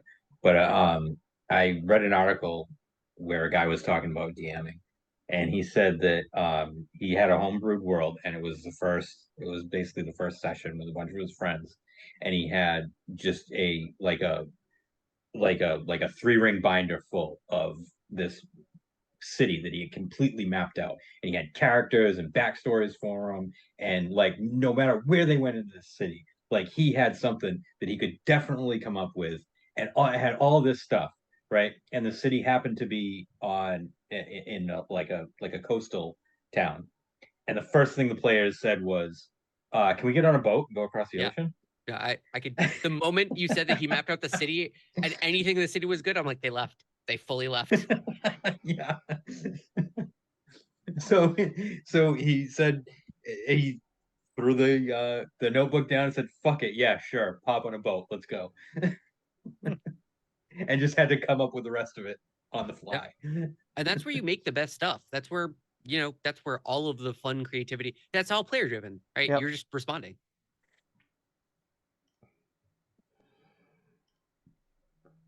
I see we have a few more people in chat now. If anybody in chat has any questions about DMing or D&D or like stuff that's happened in the campaign, please do ask. Yeah. Wispy Or about Song any is of the here, characters if Gaia you Shield watched is the here. or Somebody if named you've seen the Triffany Mats sessions. is here.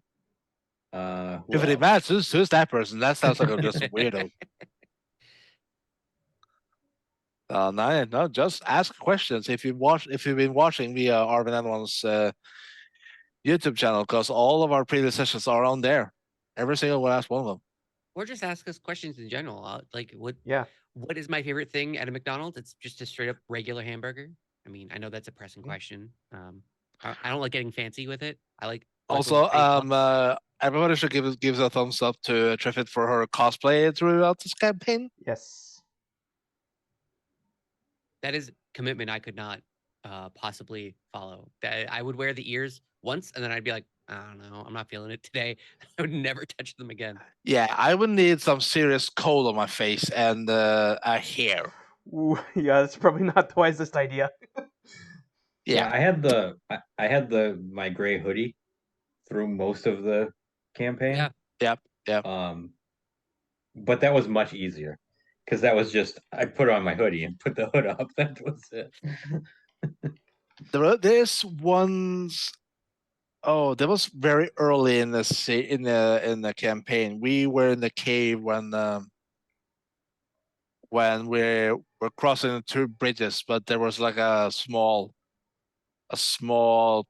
very tiny island in the cave.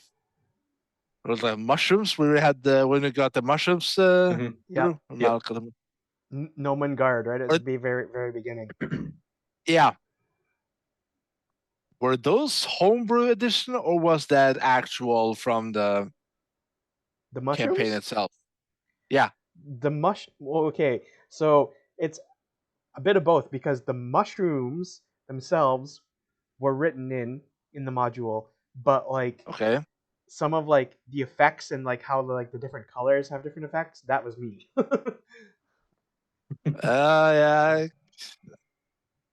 Yeah, because that really gave our characters a high moment, especially since Malik just went on picking them one by one, like a flipped, yeah.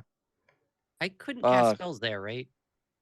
Yes, because it was fused with some kind. Well, how did that work? It was any kind of casting of magic could potentially trigger wild magic.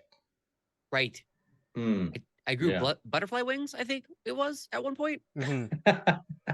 Right. Okay. Oh man.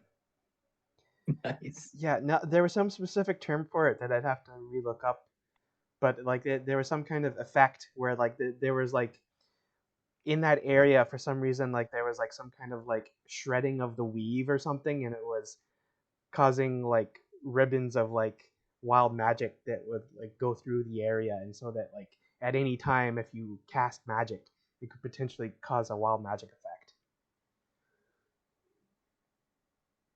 Yeah, because didn't you cast something like super early on, like before we knew there was the wild magic? I cast light, and it triggered. Yeah, and it triggered a fireball. Yep, it was very bad. Yeah, it was like one of the first 2 spells I cast. Put a fireball directly on top of a full level 1 party, and I was like, right. Whoops. Yep. Yeah, because I remember thinking like, okay, this is a fireball. I have 15 hit points. Fireballs can very, very potentially hit for 31. That means I'm fucking dead. Like dead. Like Yeah. no saving Yeah. throws, no nothing, dead. Hmm. Yeah, that was Yeah. scary. That was a scary time. Mm. Was it? I think you nerfed it down to like 2d6 of damage. Well, yeah. So like this was also um, something that I had seen online somewhere else, where it was like a specific thing for in Nomengard, where like they had like this nerfed down version of the fireball spell, and yeah, it does lesser damage basically, and it was like a lower level spell as well.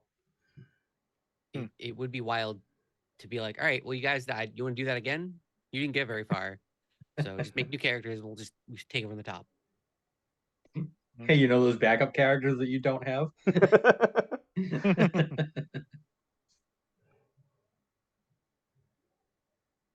Oh, yeah. So if we do Waterdeep for the next adventure, Mhm. would this be canonical as to after Dragon of Icespire Peak? Or would it be before? That is a good question.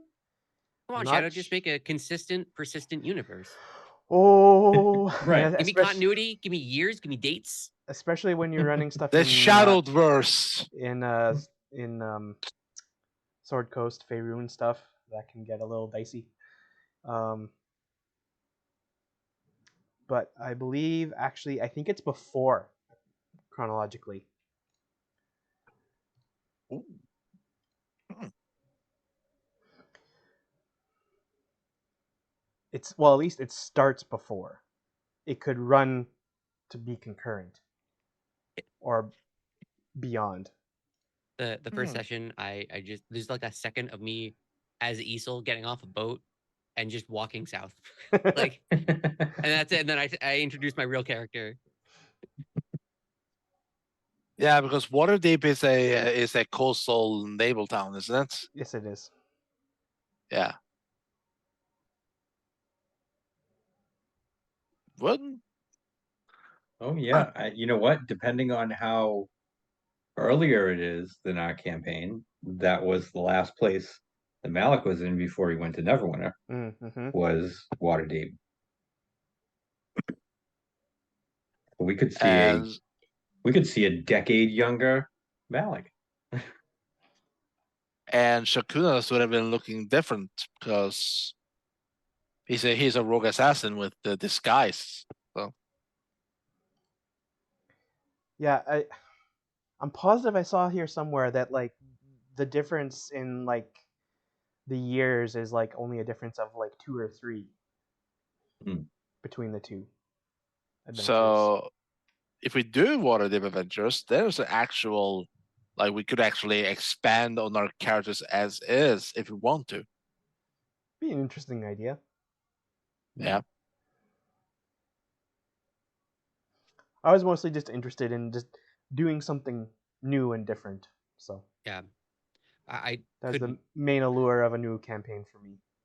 I couldn't play Easel even if I wanted to. He is done as a character. He is fulfilled. Oh yeah, Shakunas is well. I don't know if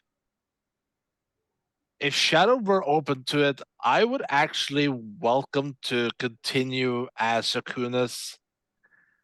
Like when Arwen has those sessions which focuses on one character of a campaign. Right.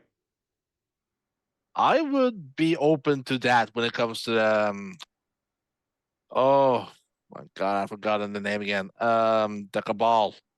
Okay. So like if Do we all get to I mean play it, shady, gruff rogues then?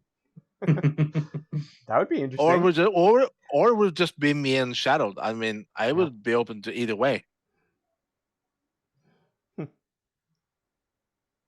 It's like a small campaign focusing on Shakunas or adding in the rest of the party too. I don't know, just like an open idea. I once listened to a podcast where they did it was the heist one. The heist of Dragon something. Oh, so the yep, Dragon Heist, Waterdeep Dragon Heist. Waterdeep Dragon Heist. Yeah. They did that. There was 5 players. They were all rogues. Yep. Sounds Every dangerous. single one of them was rogues, and they each one of them took like either a different like subclass, or like one of them multi-classed and was like a rogue barbarian. Mm-hmm.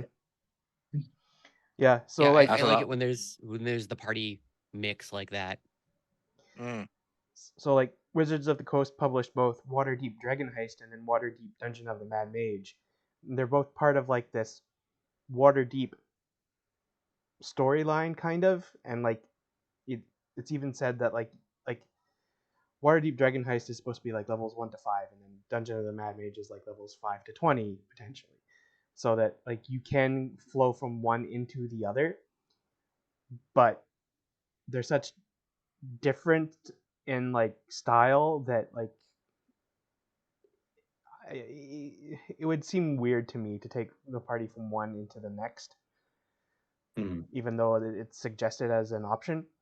But they have a bunch of other published like Adventurers League adventures and that kind of stuff on like DM's Guild and that kind of stuff for the Waterdeep storyline, which is where I was thinking of like, oh, okay, I can maybe use those, or at least ideas from those, in order to do these Waterdeep adventures for a kind of like prelude into Dungeon of the Mad Mage, because I like starting campaigns at level 3. I don't really like adventures that start at level 1 because I feel like it's too swingy in combat, and lots of times people's ideas for the backgrounds of the characters fit a lot better if you're able to start at level 3 rather than at level 1. So like I want to be able to start out, say, like level 3, do a couple like kind of like zany adventures in Waterdeep, and then lead into Dungeon of the Mad Mage is my idea for it, at least, anyway. Yeah. When I played my home game, we started at level 1, and this was the DM that I had homebrewed his own whole world. And we started at level 1, and by the end of the first session, which was like, I don't know, maybe 2.5 hours long, by the end of that session, he was like, okay, you're all level 2 now. Level 1 sucks. Yeah. He goes, you guys can't do shit. You're all level 2 now. Yeah. Because I just decided. That's when I started my campaign. It was I sent them to a boot camp, basically, of these are all the skill checks you're going to use in D&D. This is how combat works in D&D. And every time they did a test and they passed it, they went up a level. And then the final thing was an actual mystery broke out at level 3, and they had to solve it with all the things they now have at their disposal. Did you actually learn? So I did like a whole field test for them, basically. And then when they passed it, I was like, great, now we can actually start the campaign. Mm-hmm. But like even like in the player's handbook, like when you have things of like people coming from backgrounds of like having been like soldiers or like folk heroes and like all this kind of stuff, like some of those backgrounds, you should be a character that's higher than level 1. Oh yeah, folk hero. They're like, oh, everyone knows you. It's like, huh? Yeah. At level 1, no Yeah. one knows you. That's why I was like, yeah, getting people to level 3 as fast as humanly possible makes so much more sense. Yeah. Because they actually did something with their life. Yep, exactly. Has anyone been listening to Worlds Beyond Number? Brendan Lee Mulligan, Brian Eingard, Erica Ishii, and Lou Wilson. First time I learned this. Really? Have started a podcast. They have an excellent sound engineer. Would highly recommend it. What is it They called? all started Worlds Beyond Number. If you subscribe to their Patreon, you also get a children's campaign where they actively level up. They have a whole 8-episode series where they pick the skills that they're going to start gaining proficiency in. It's really great. Why don't you just have it out in the Twitch chat there, Hoodie? Yeah, world. Typing for me is hard. Hold on. Is that a thing that you have to pay for? For the Well, children's campaign, you have to Patreon. be a part of the Patreon, but you can listen to their episodes that are currently out. Oh, nice. But they're all level 1, and they've been level 1 for like 8 episodes. And it is crazy because one of them is very high status. And it's crazy to hear how Brendan Lee Mulligan tackles that. Because as a DM, it's just like I feel like I'm getting taught a lesson every single time this level 1 character wields status. I'm like, oh, this is great. Like level 1 character shouldn't be able to be in this position. It's so weird to listen to. Yeah. It's the only time I've ever heard it done. I would totally recommend it. He is a fantastic DM. Yes, he is. He is so good. I don't know how he words so good. I have no right? idea. And now I feel like a doobie because I only keep listening to Arvin. That's it. I can't recommend Dimension 20 enough. It is so unbelievably good. A Crown of Candy might be the best season of D&D I've ever seen played. Straight up. It's just so good. That's the one I've watched the most of. Yeah. What, Dimension 20? Of the Dimension Dimension 20 campaigns is Crown of Candy. Yeah, that one's pretty good. I don't know if I listened to that one because because I do everything for podcasts, and I think the first 2 or 3 seasons are on the podcast. Yeah, and then they switch over to like you have to pay for whatever the comedy channel they're on. Yeah, Dropout. Dropout TV. Yeah, it is the easiest $5 a month I could ever spend. They actually Game Changer is so good. And I got into the Dropout stuff, and actually you can subscribe through like the YouTube like channel page for College Humor. You can subscribe through that as well instead if you don't want to go on to like the actual Dropout like service itself and website. It's especially with like Game Changer and Actually, and like I love those shows. They're so good. Oh, they're so good. Yeah, Dimension 20, great. Can't recommend it enough. Mm-hmm. Oh, look at that! Trevor put in the link to Worlds Beyond Number. Yeah, thank you. That's the only time I've ever heard a character start at level 1 make sense ever, and it's because it's Brendan Lee Mulligan, who might be the most talented person in the world as far as it comes to DMing. I just watched EXU Calamity again, so yeah, I'm just gonna say, like, I don't know. It blows me away every time.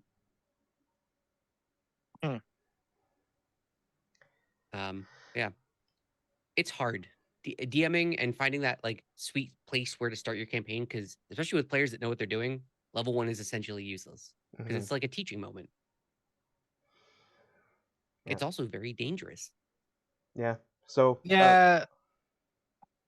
It's kind of why I actually did the quintessential dungeon that was like the creation of Shakunas. And then there came another one shot where I could just finesse and work him a bit. And then here I am. Here it was. He'd already been through a little bit, and so it was like we did start on level 1, did we? For this campaign? No, we started at level 3. No, it was 3. We started at 3. Yep. Yeah, so I couldn't have been back for the tome otherwise. Was like, so he had gained 2 levels. So in a weird backstory mode, he had earned 2 levels from the quintessential dungeon, and then from the Christmas one-shot lesson I did with Wrenchkin and Shadowmare. And therefore began level 3 with you guys. So yeah. So at least as far as like the next campaign goes, I still have some research into like what exactly I want to do for these Waterdeep adventures that then leads into Dungeon of the Mad Mage. So I have some stuff I need to do with that first, and then I will probably be in touch as far as like arranging actual stuff. Well, for the next I campaign. will say to everyone here, don't pick a wizard. I want to be a wizard. Is that the character concept you talked to me about? Yes, Yes. Okay. absolutely. Okay, so I have two that I want to be. It's either the Blade Singer Paladin or an alchemist. So Hmm, it's one of those two. interesting. Barbarian for me, dumb barbarian, or an intellectual, or possibly. I'm actually possibly want to do a homebrew class. Well, we'd have to talk about that because Yeah, that's a big can of worms. yeah, yeah, it is. But if you have an idea for it, like if it's one that's Uh, published already somewhere. I have no idea. Well, it's basically a person who is a peasant who gets tossed into the whole kit and caboodle and figures out that he has either good melee power or range power or magical power, depending on what the dices will tell us. Oh, that's an interesting concept. So think of, has any one of you played Dungeon Siege before? No. No. Oh my god, people, what in oh my word. Well, there you can play, you start off as a farmer, then you get your village gets raided and everybody dies, everything. But there's also you have to run to deliver a message to somebody. And over the course of that, you can start off with a sword or a bow or magical powers, etc. etc. Then you build your character from there. Hmm. Kind of like that, but with more role play into it and figuring out as it goes along. Hmm. A total newbie to become a great hero amongst heroes. It's very close to a wild magic sorcerer in the sense of you got stuff and you don't know what it do, right? But if you're talking about starting, the problem is you'd have to start with a class concept in mind because that's just how D&D works. Rolling for it though, you could roll your stats first without picking any class and see where you go. Yeah, or that. And you could actually pick, like I said, okay, is it good with swords? Is it good with axes, etc., etc., etc. Or it could have a pre-hero adventure class, like he'd been a lumberer, so he'd know how to use an axe. Or Yeah, that's what backgrounds are, right? So you could start with the backgrounds, or you could start with rolling stats, and then with your background, then determine where your class would go from that. Yeah. Mhm. Yeah, there's actually a table in the player's handbook, Echo, where it has all kinds of stuff like that, where you literally roll a dice and whatever number comes up, then that's what your background is. Yeah. But yeah, we'll see what I'll pick from that. Also, Drew, you said wizard, so a specific wizard or An old wizard. An Well, old wizard. well, that doesn't narrow the subclass much, but All of my I haven't looked into wizards enough to okay. do subclass. I don't know if I mean, well, So there's all the schools, and then there's all the schools, yeah. and then there's like the scribes. I don't think onomancy actually made it in. I like onomancy though. The whole name thing is just super rad. I have no idea what Onomancer is, but yeah. Magic of names. So if you learn the real name of something, you just control it, right? So like you learn the real name of a dragon, and then that's your dragon now. That's you just get it. Yeah, that kind of feels like cheating to me, but You got to learn the it's- name. That's the hard part, right? Like the real name, not the given name. Yeah, I don't know, but whatever floats the boat. And then there's blade singing. I think those are the 3 extra. Yeah, so like the schools are abjuration, conjuration, divination, enchantment, evocation, illusion, necromancy, and transmutation. And then there's blade singing. There's that is in the most recent version of that is in Tasha's Cauldron of Everything. There's Order of Scribes, which is also in Tasha's. Then there's Chronergy and Graviturgy from the Explorer's Guide to Wildmount. And there's the War Magic from Xanathar's Guide. That's all the official ones. The reason I asked because whenever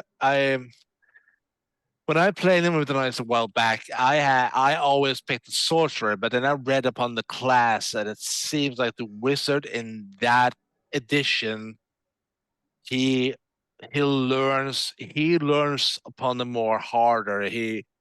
He's not as natural as a sorcerer. Yep. Or if it is the wrong way around. That's the whole kind of like main difference between wizards and sorcerers is that sorcerers have innate magic and wizards have learned magic. Yeah.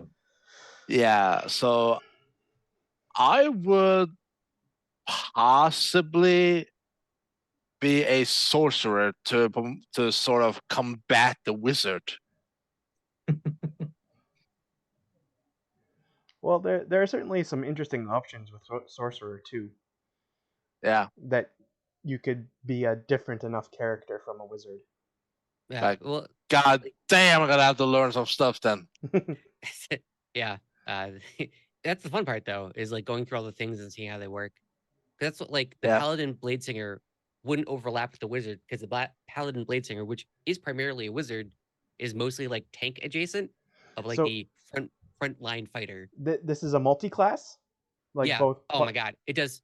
Listen, the Nova damage on this bad boy, simulated 96 damage per hit over 3 hits. It's so good.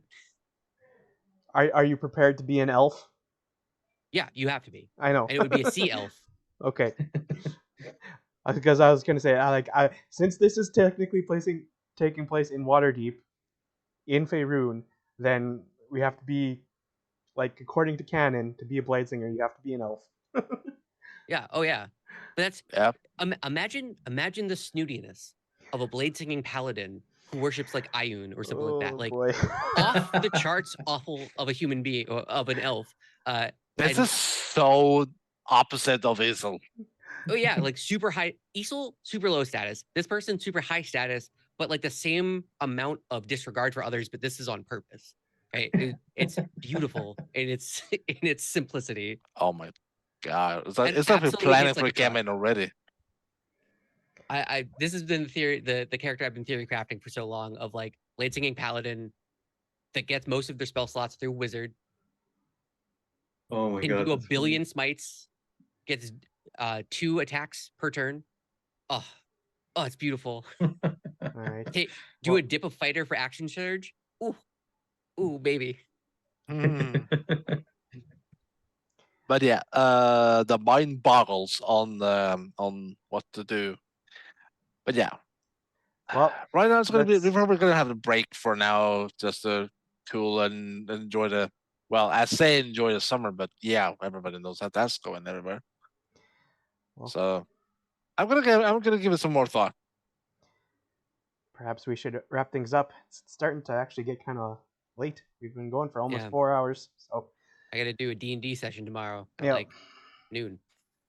All right. Yeah, and it's almost 6 o'clock here. So I will say I did like how this whole thing has been a lot like a much longer version of how we just kind of shoot the shit after each one of our sessions. Oh, for sure. Just like this one, but on steroids.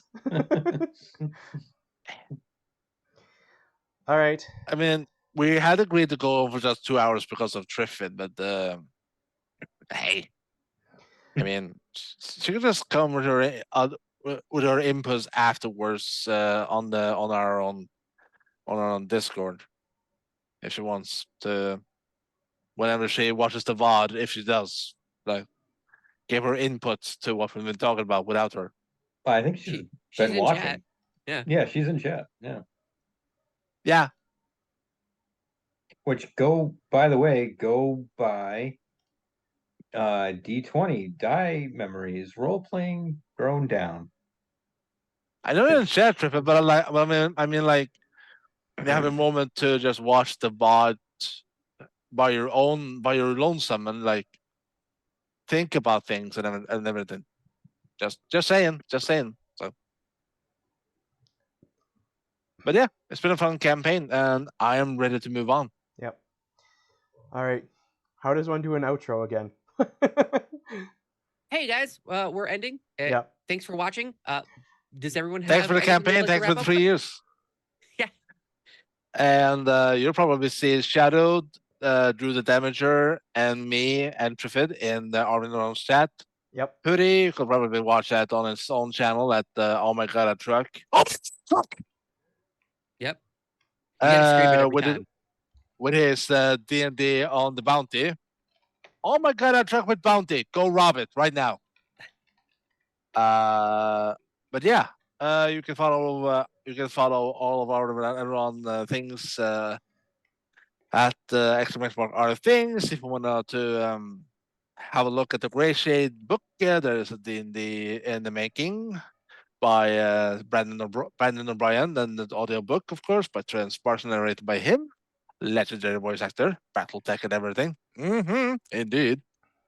What else? Oh, and the !Board BLM to affirm and certificate the significance and importance of Black lives. Yep. Hey, And, quoted it right then, right on the mat.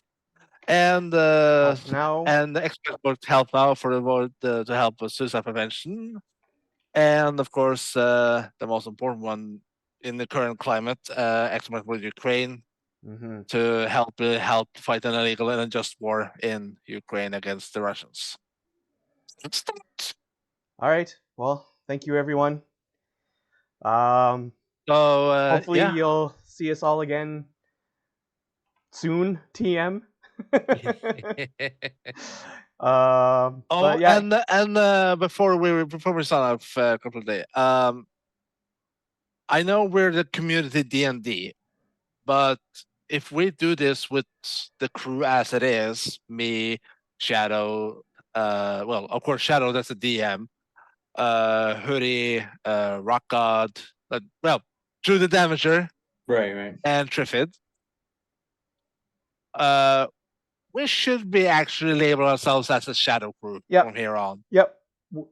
We are no longer Community D&D. Now it's Shadow. Yeah, that's how it started off, but we're now the ShadowCrew. Yeah. So no more Community D&D. It's a ShadowCrew, and actually, this affirms that how it has been fun to be a part of a campaign that has been DM'd by Shadow Mage. So people, give your hands up for Shadow Mage for his good DMing. Right. So, and worthwhile of the name of his team of the ShadowCrew. So this is coming from somebody who has never ever done proper D&D campaign on live television, on the PCs and everything and everywhere else. So I have been enjoying it, and I approve. And just keep your ears to the internet. Yep. There may be coming campaign soon. Keep an eye on Hoodie. the Discord and the calendar. Are you ready to do the wave for the last time? Well, I mean, but it's not really the last time. Is it? Last time for this campaign. Yeah. Oh yeah. Yeah, I'm ready to do the wave.